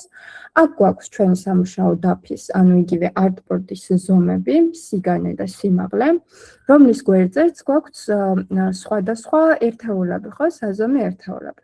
ამ შემთხვევაში, რადგან ციფრულად მუშაობთ, ვირჩევთ pixels და ვირჩევთ ზომას, ხო, რა ზომა გვინდა. ეხლა დავალება გვაქვს 1080-1350-ზე აღებული. ეს ზომა პირობითად ავიღეთ, თუმცა ხშირად Instagram-ზე დადებული პოსტების ზომა არის. ამიტომ დავტოვებ სიგანე 1080-1350, ხო? რეზოლუცია 300, რეზოლუცია ნიშნავს კიკაო ინჩში რამდენი პიქსელია, ხო, რაც უფრო მაღალია რეზოლუცია, მით უფრო მეტი არის ხარისხი. და რა თქმა უნდა, წელს ავხსენეთ, color mode არის ფერთა სისტემები. ძირითადად ეხა ამ ეტაპზე ჩვენთვის მნიშვნელოვანია RGB და SMIC. RGB არის ციფრული ნამუშევრებისთვის, SMIC არის საბეჭდი მასალებისთვის. ამიტომ RGB-ზე დავტოვებთ. დანარჩენი უკვე ისეთი დეტალები, რომელიც ამ ეტაპზე არ გვჭირდება და დავაწერთ create. და ესეთი artboard-ი შეგვექმნება. თავდაპირველად შეგიძლიათ Windows-ში შეხვიდეთ, შემდეგ workspace-ში და reset essentials, იმისთვის რომ მსგავსი ინტერფეისი გქონდეთ Photoshop-ში.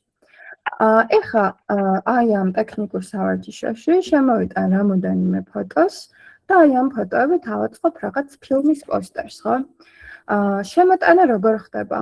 ფაილში ვცევავთ და მოვძებდით place embedded. ხო? და შემდეგ აი აქ არის ჩემი კომპიუტერი, ჩემი დაუნლოდები, დესკტოპი, ყველაფერი. აი აქ მაქვს ფაილი, სადაც მაქვს შენახული ფოტოები და შემოვიტან მაგალითად აი ამ ფოტოს, ხო? place დავაჭერ და შემოვიდა ეს ფოტო, ვერტიკალურად შემოვიდა და ნახეთ აი ეს X-ი ახატია. ეს ნიშნავს, რომ ამ ფოტოს დაპატარავება, გადიდება, ტრანსფორმაცია შემიძლია, ხო? დაპატარავება, გადიდება, უბრალოდ მივდივარ ახლოს, აი ეს ისრები რომ დაიხატება, დავაკლიკებ და გავწევ და გამოვწევ. ასევე თუ დააკვირდებით, აი ამ წერტილებთან, თეთრად კუთხედებთან ახლოს რომ მივალ, მოღუნული ისრები იხატება, რაც ნიშნავს, რომ კამერა არ მუშაობს, მგონი აღარ ჩანს. ჩვენთან ჩანს, კეთი, მოდი შენთან ნახე, აბა რამე ხო არ გაქვს დაზუმული ან არ ვიცი, შეიძლება შენთან არის რაღაც პრობლემა. შეიძლება ინტერნეტი ჭედავს. შეიძლება ხო ინტერნეტი. ოკეი. ხო, როდესაც აი ესეთი მოღუნული ისრები დაიხატება, ეს ნიშნავს, რომ შეგვიძლია როტაცია გავაკეთოთ, ხო? ანუ შემოატრიალოთ ჩვენი შემოტანილი ფოტო. დავაკლიკებ, ეხლა როდესაც ეს მოღუნული ისრები გამოჩნდება და აი ესე მაუსის მოძრაობით, ხო, აი ამ ტრაექტორიაზე ვატრიალებ. თუმცა თუ თან იმაზე კლავიატურაზე მივუთითებ, ან დავაჭერ Shift-ს, ნახეთ, აი ესე ნევნალა ატრიალებს. ამის ეს საშუალებას მაძლევს, რომ ზუსტად 90 გრადუსით შემოატრიალო ჩემი ფოტო ობიექტი, ხო? ანუ Shift-ს ვაჭერთ და უბრალოდ ვატრიალებთ. ხო, როდესაც კმაყოფილი ვიქნები ზომით, დავაჭერ აი აქ T-ს, ან კლავიატურაზე Enter-ს ერთი და იგივეა და შემოტანილია ჩემი ფოტო. შემიძლია ასევე თუ დგავარ აი ამ პირველ ხელსაწყოზე, ამას ვუწოდებთ Move Tools, მოძრაობის ხელსაწყოს, ხო? დავაკლიკავ და შემიძლია აი ესე ვამოძრავო, ხო? ჯერჯერობით იყოს, შეგვიძლია ცოტა კიდე დავაპატარავოთ, ხო? უბრალოდ მივედი და დავაპატარავე და ისევ ეს გამოჩნდა, T-ს დავაჭერ. და ეხლა მოდი ამოვჭრი. ეხლა ისეთ ხელსაწყოებს გამოვიყენებ, რომლითაც ძალიან ისეთ ზუსტ და აკურატული ამოჭრა ცოტა რთული არის, მაგრამ ნუ მარტივი არის და შესაბამისად ამ ეტაპზე ეს ხელსაწყო განახავთ. ეს ხელსაწყო არის მესამე ხელსაწყო. აი ნახეთ, დიდი ხანი რომ დააჭერთ, სხვადასხვა ხელსაწყო სხვადასხვა ვერსიებს გვთავაზობს. ამ შემთხვევაში ვიყენებ მეორე ვერსიას, Quick Selection tool-ი. ხო, დავაკლიკებთ ამაზე და ნახეთ, აი კურსორი იღებს ესეთი მრგვალ ფორმას. აი ეს მრგვალი ფორმა შემიძლია დავაპატარავო და გავადიდო. როგორ? კლავიატურაზე არსებული მარცხენა და მარჯვენა ფიგურული ფრჩხილებით, ხო, ოთხკუთხედი ფრჩხილები რო არის. მარცხენაზე დაჭერით პატარავდება, მარჯვენაზე დიდდება. ну აი რაღაც საკმაოდ ესეთ ფორმას. მე დავამატებ Quick Selection Tools ვიყენებ ხოლმე ამ მოსაჭრელად, როცა მჭირდება რაიმე Photoshop-ში. კი ბატონო, ეხლა ვაკეთებთ მაგას ზუსტად. ეხლა მინდა რომ აი ესე ამოვჭრათ, აი ესე ამ სილუეტზე ამოვჭრათ, რეალურად ცა რომ მოვაშოროთ, ხო? და აი ესე დავაკლიკებთ. ნახეთ, ანუ უბრალოდ დააკლიკებთ და რაღაც ადგილებს თვითონ ამოიცნობს, ხო? რაღაცებს ზედმეტს მონიშნავს, მაგრამ პრობლემა არ არის. შემიძლია რომ მე ჩავასწორო. ასევე აი ამ ადგილას მაგალითად, რადგან პატარა ადგილია. აი დავაპატარავებ ფიგურული ფრჩხილებით ამ ჩემს ხელსაწყოს. აი ამასაც დავაკლიკებ ამ გრუბელს აი აქაც პატარაზე და აი ხა ეს ზედმეტები რაც არის მონიშნული ან არ არის მონიშნული, მაგებს ჩავასწორებ უცებ, ხო? დიდად არ შევყავი. მაგალითად აი ეს ცხვირის ადგილს ზედმეტი არის მონიშნული. ამიტომ დავაჭერ Alt-ს კლავიატურაზე და აი თუ დააკვირდებით ძალიან პატარა ჩანს, მაგრამ აი წრის შუაში იწერება პლუსი და მინუსი. Alt-ს როდესაც ვაჭერ, მინუსი იწერება, ხო? და აი დავაკლიკებ ესე. ცოტა გამოიწიოს ეს ჩემი მონიშნა. ხო? ამ შემთხვევაშიც თმის ადგილას მოდი დავაპატარავოთ ეს ჩვენი ხელსაწყო. ცოტა ესე ამოვჭრი. რაღაცა ესე. ესეც რაღაცა ესე, ხო? მოიქნება იდეალური ახლა ამ შემთხვევაში ეგეთი მნიშვნელოვანი არ არის. თუმცა თუ დროს დავუთმობთ, რა თქმა უნდა, შეგიძლიათ ბევრად უფრო კარგად ამოჭრათ, ხო? ხო, ასევე ერთს დავამატებ, რომ თუ დავუშვათ რაღაცა მოქმედება შეასრულებთ, ხო, აი რაღაცა და არ მოგეწონათ არასწორად გააკეთეთ, კლავიატურაზე დააჭერთ Ctrl-ს და Z-ს და უკან დაბრუნდება მოქმედება. ასევე აი ესე რომ ვამოძრავოთ ჩვენი ეკრანი, აჭერთ მაუსზე წკაპს და კლავიატურაზე space ღილაკს, ხო, გრძელი ღილაკი რაც არის. და ესე ამგვარად ვამოძრავთ.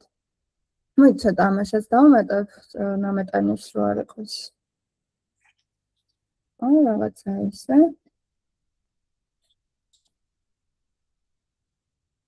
ცოტა ესეც მოსკვნათ.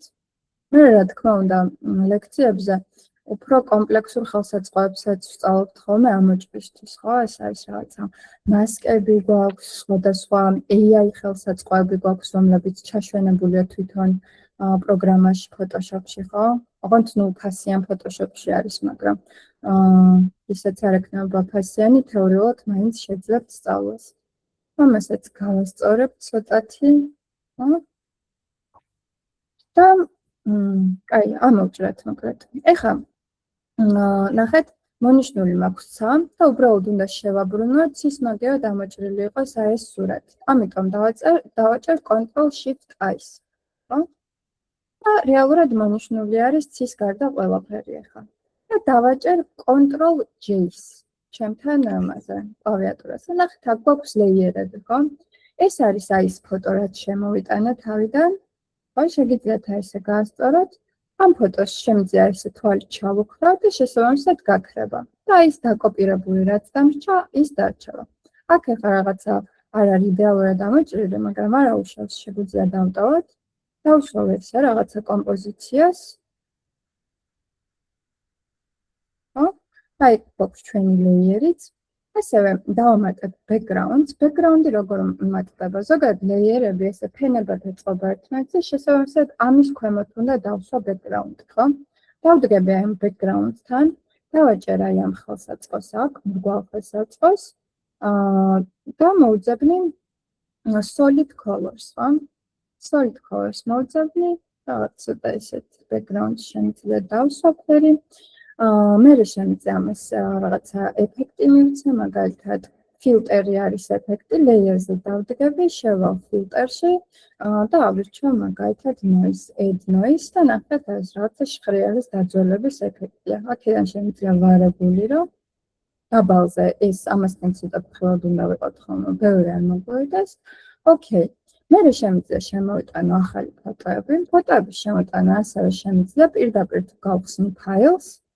მოვნიშნავ რამოდენიმე ფოტოს ერთად, ხელს მოვკიდებ და აი აქ ჩავაცურებ, ხო, ჩავაგდებ. და დავაჭერ X, შემოიტანა, კიდე დავაჭერ X, მეორედ შემოიტანა, კიდე დავაჭერ X და მესამედ შემოვიტანა.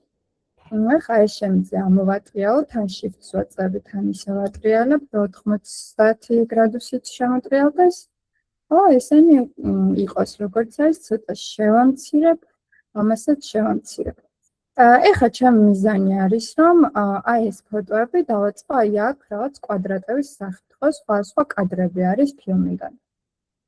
ავდგები, და ნახეთ ესეთი ხელსაწყობებს. დავდგები ამ ლეიერზე, რომ ამის ზემოთ დაიხატოს ეს ჩვენი ოთხკუთხედები, რომელშიც მე ამ ფოტოებს ჩავსვა და მოვძებნი shape tool. Shape tool მდებარეობს აი სადღაც აქ, აი ესეთი ოთხკუთხედი უნდა ჩანდეს. ავიღებ ამ ოთხკუთხედს და აქედან ნახეთ, აქ გვაქვს fill და stroke. Fill ნიშნავს შიგნით არსებულ ფერს, stroke-ი თვითონ კონტური, რაც აქვს ფიგურას. ნახეთ, აქ არის გადახაზული ფილი, რაც ნიშნავს, რომ ფერი არ იქნება ჩასმული, რომ დავხატო.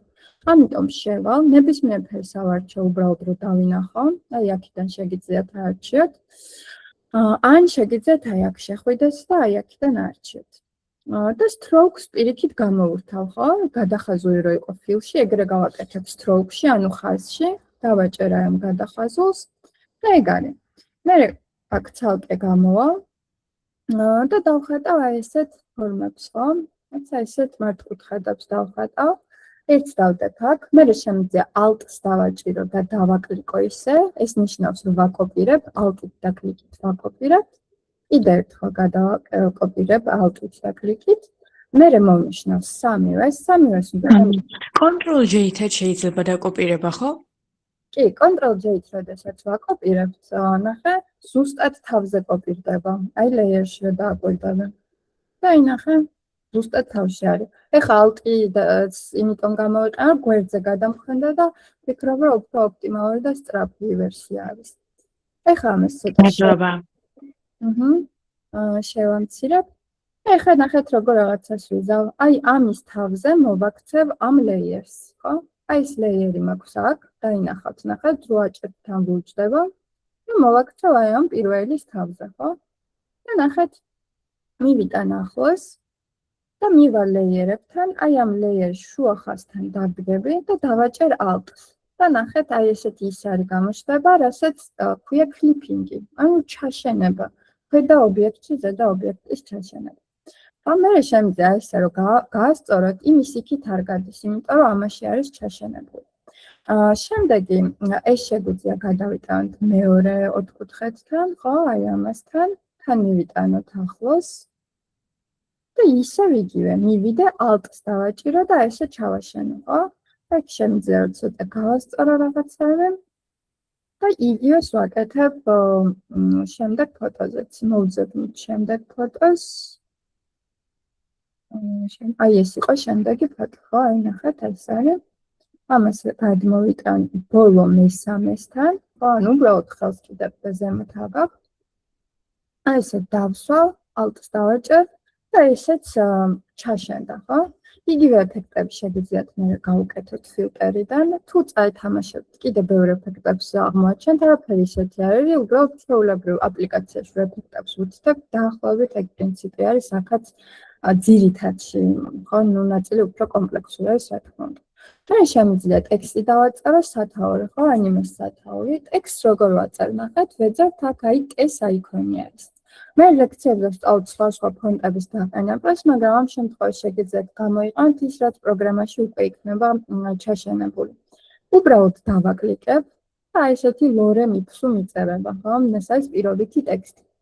და მონიშნული არის ეს ტექსტი და აქედან შემიძლია შევუცვალო ფონტი, ხო? აი პირობითად შემიძლია ავიღო ეს.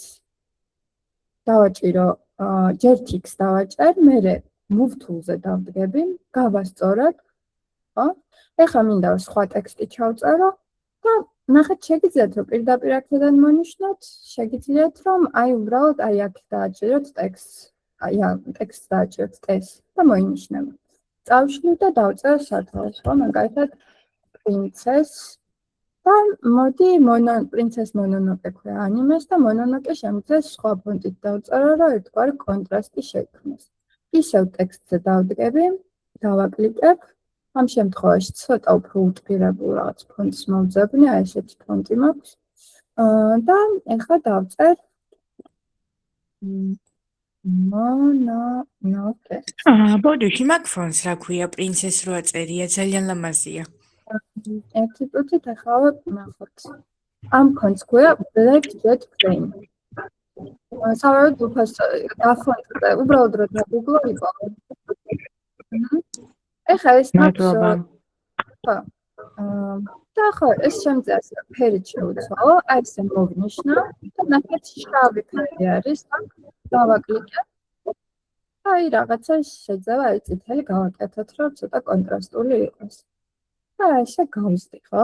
უფრო საინტერესო გადაწყვეტოთ, რა თქმა უნდა. შესაძლებელია მოვფიქროთ. ვფიქრობ, რომ ეს ფონტი ძალიან საინტერესო არის, ცოტა ექსპერიმენტული არის და ასევე ახლა შეგვიძლია მივცეთ ტექსტურა. ტექსტურაც გადმოწერილი მაქვს, რაც დავსერჩე მაგალითად paper texture. აი რაღაცა ესეთი გადმოვიღე, ხო? ესე ჩავაგდებ Photoshop-ში, ამასაც გავზდი, რომ მთლიანად ზემოდან ეფარებოდეს და რა თქმა უნდა იქნება სულ ზედა layer-ზე. და აქ გვაქვს blending mode-ები ქვია. ნახეთ ნორმალური წერია. ამას რო ჩამოშლით და უბრალოდ მაუსს მიიტანთ სხვადასხვა mode-ებთან, სხვადასხვა არჩევანთან, ხო? სხვადასხვანაირად ინტეგრირდება დანარჩენ ვიზუალთან ეს ჩემი layer-ი, ხო? ნახეთ, აი ეს ნეგატიურიც ესეც ძალიან საინტერესო არის.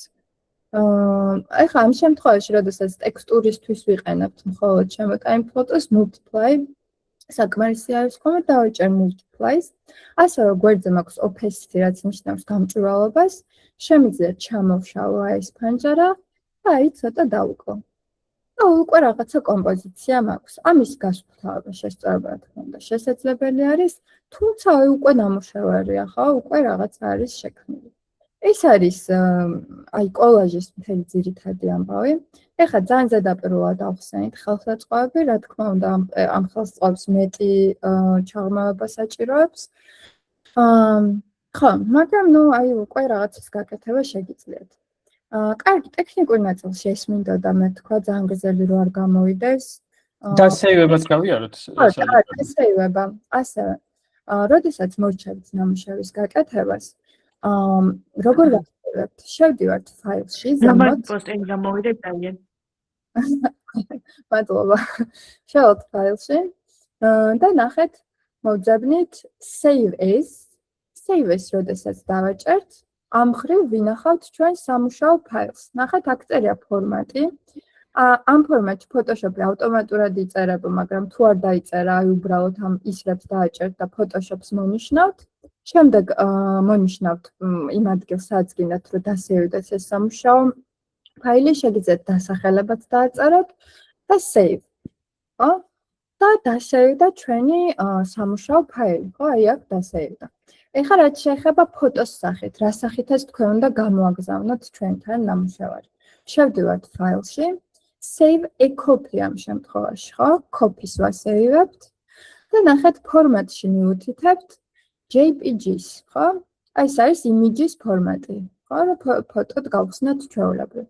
JPG-ს მოვნიშნავთ და იგივე პროცესი აირჩევთ ადგილს, სახელსაც დაარქვევთ და save.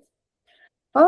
მე ესეთ ფანჯარას გამოიტან, სადაც გეკითხავთ ხარისხს, შეგიძლიათ მაქსიმუმამდე დაუწიოთ ხარისხი, იმიტომ რომ არ არის კომპლექსური და დიდი ფაილი და შესაბამისად კომპიუტერიც არ გადაიღლება და ოკეი.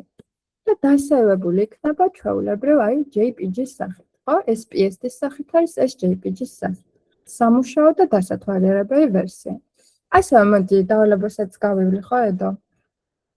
კი, დავალება გავიაროთ. მეგობრებო, ეხლა რაც ავხსენით ჩვენ ტექნიკური ნაწილთან დაკავშირებით, თუ მსგავსი ტიპის გამოცდილება აქამდე არ გქონიათ Photoshop-თან მუშაობით, არის ოდნავ რთული. შეგიძლიათ ამ ვიდეო ჩანაწერს გაყვეთ და ეგრე იმუშაოთ, თუ არა და ჩვენ ამ შემთხვევაში დავალების არს, რომელსაც სალომე აგიხსნით, გჭირდება უბრალოდ ფოტოების moodboard-ები.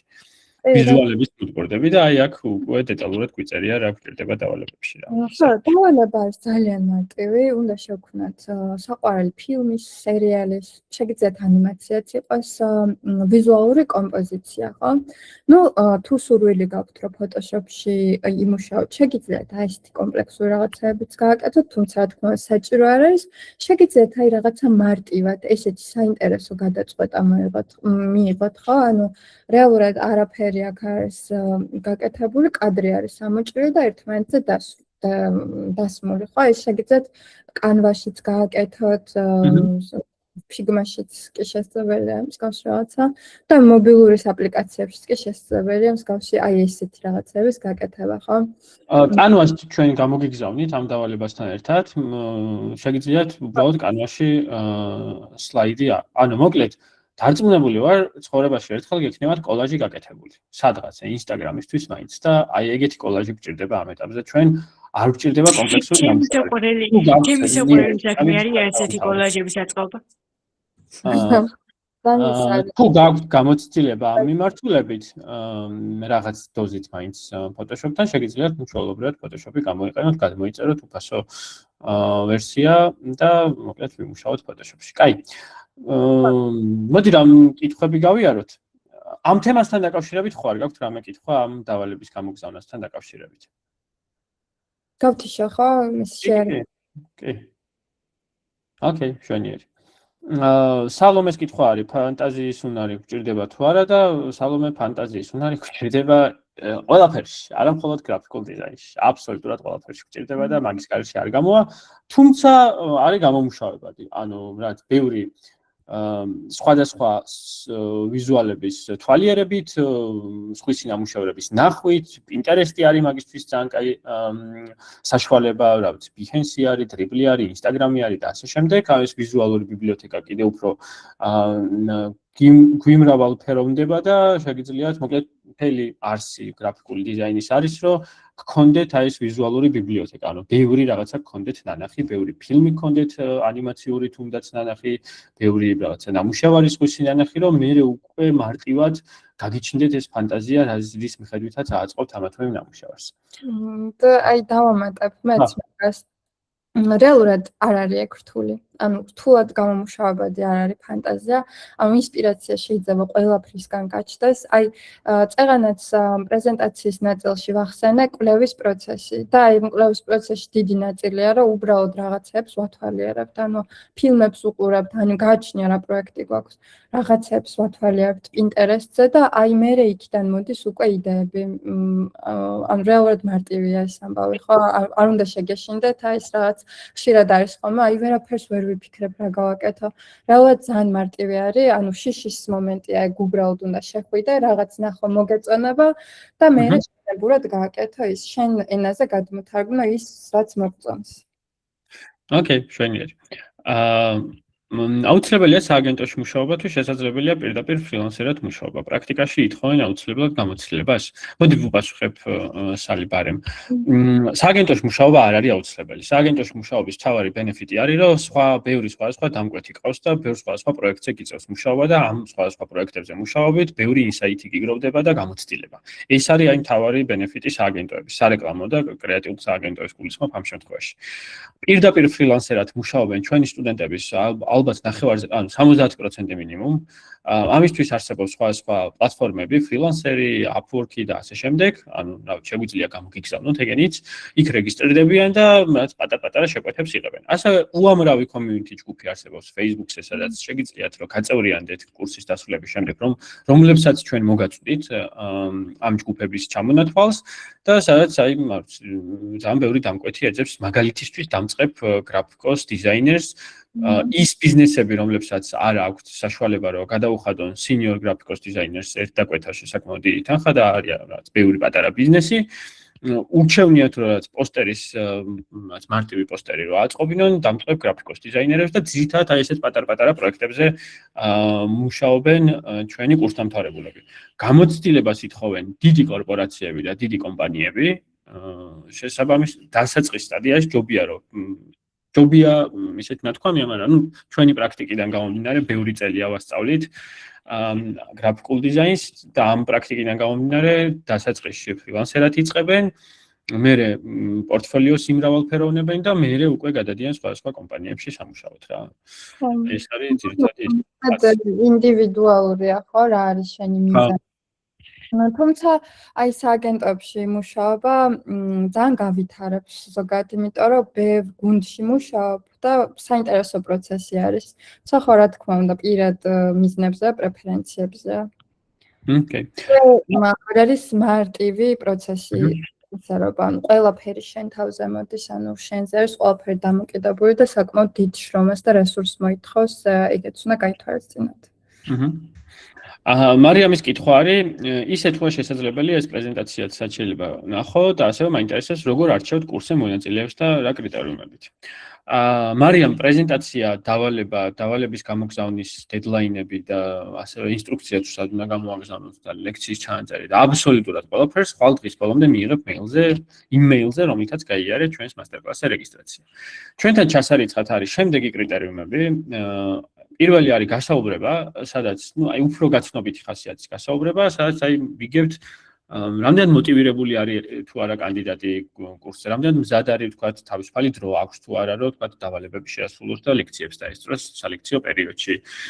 აქვს თუ არა ტექნიკური შესაძლებლობები, ანუ კომპიუტერში მე უკვე ჩვენ ვეხმარებით ამ Photoshop-ის ილუსტრატორის ჩაწერაში და აი ესეც მარტივი კითხვები გვაქვს.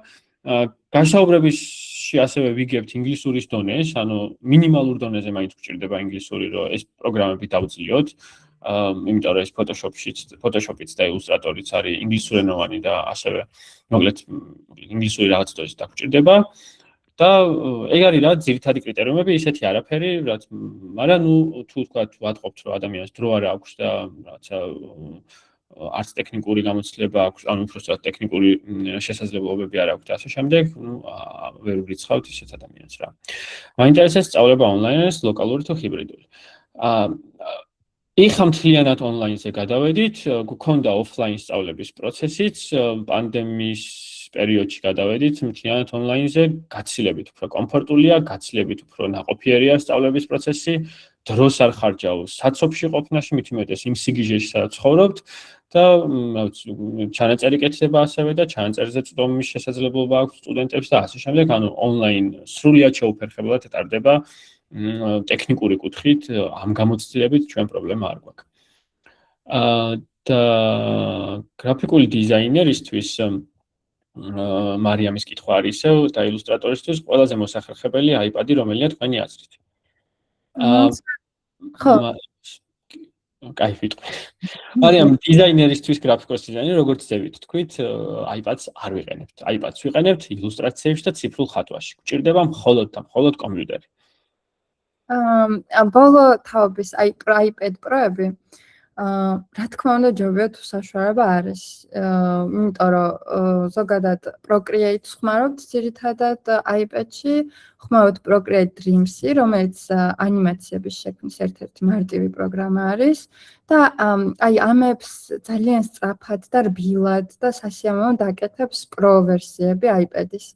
თუმცა თუ მხოლოდ ხატვისთვის გვინდა Procreate-ისთვის და დამატებით მეტი არაფრისთვის, შეგვიძლია უფრო დაბალი AR-ებიც გამოვიყენოთ, ხო? ანუ რეალურად მარტივი ილუსტრაციებისთვის ყველა iPad-ი ოკეია, ეს ახლები რაც არის ძირითადად.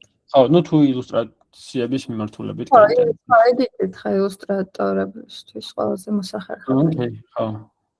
აი, ნია, შენ კითხვას რაც შეეხება ანაზღაურების ნაწილში, როგორც წესი ავანსის სახით წინასწარ არ ირიცხებენ ხოლმე რაღაც პროცენტულ რაოდენობას, სანამ პროექტს იღებენ უკვე დიზაინერები. ეს არის მაგის დაზღვევა და მათ შორის ხელშეკრულებები და კიდე სხვა მიმართულებები.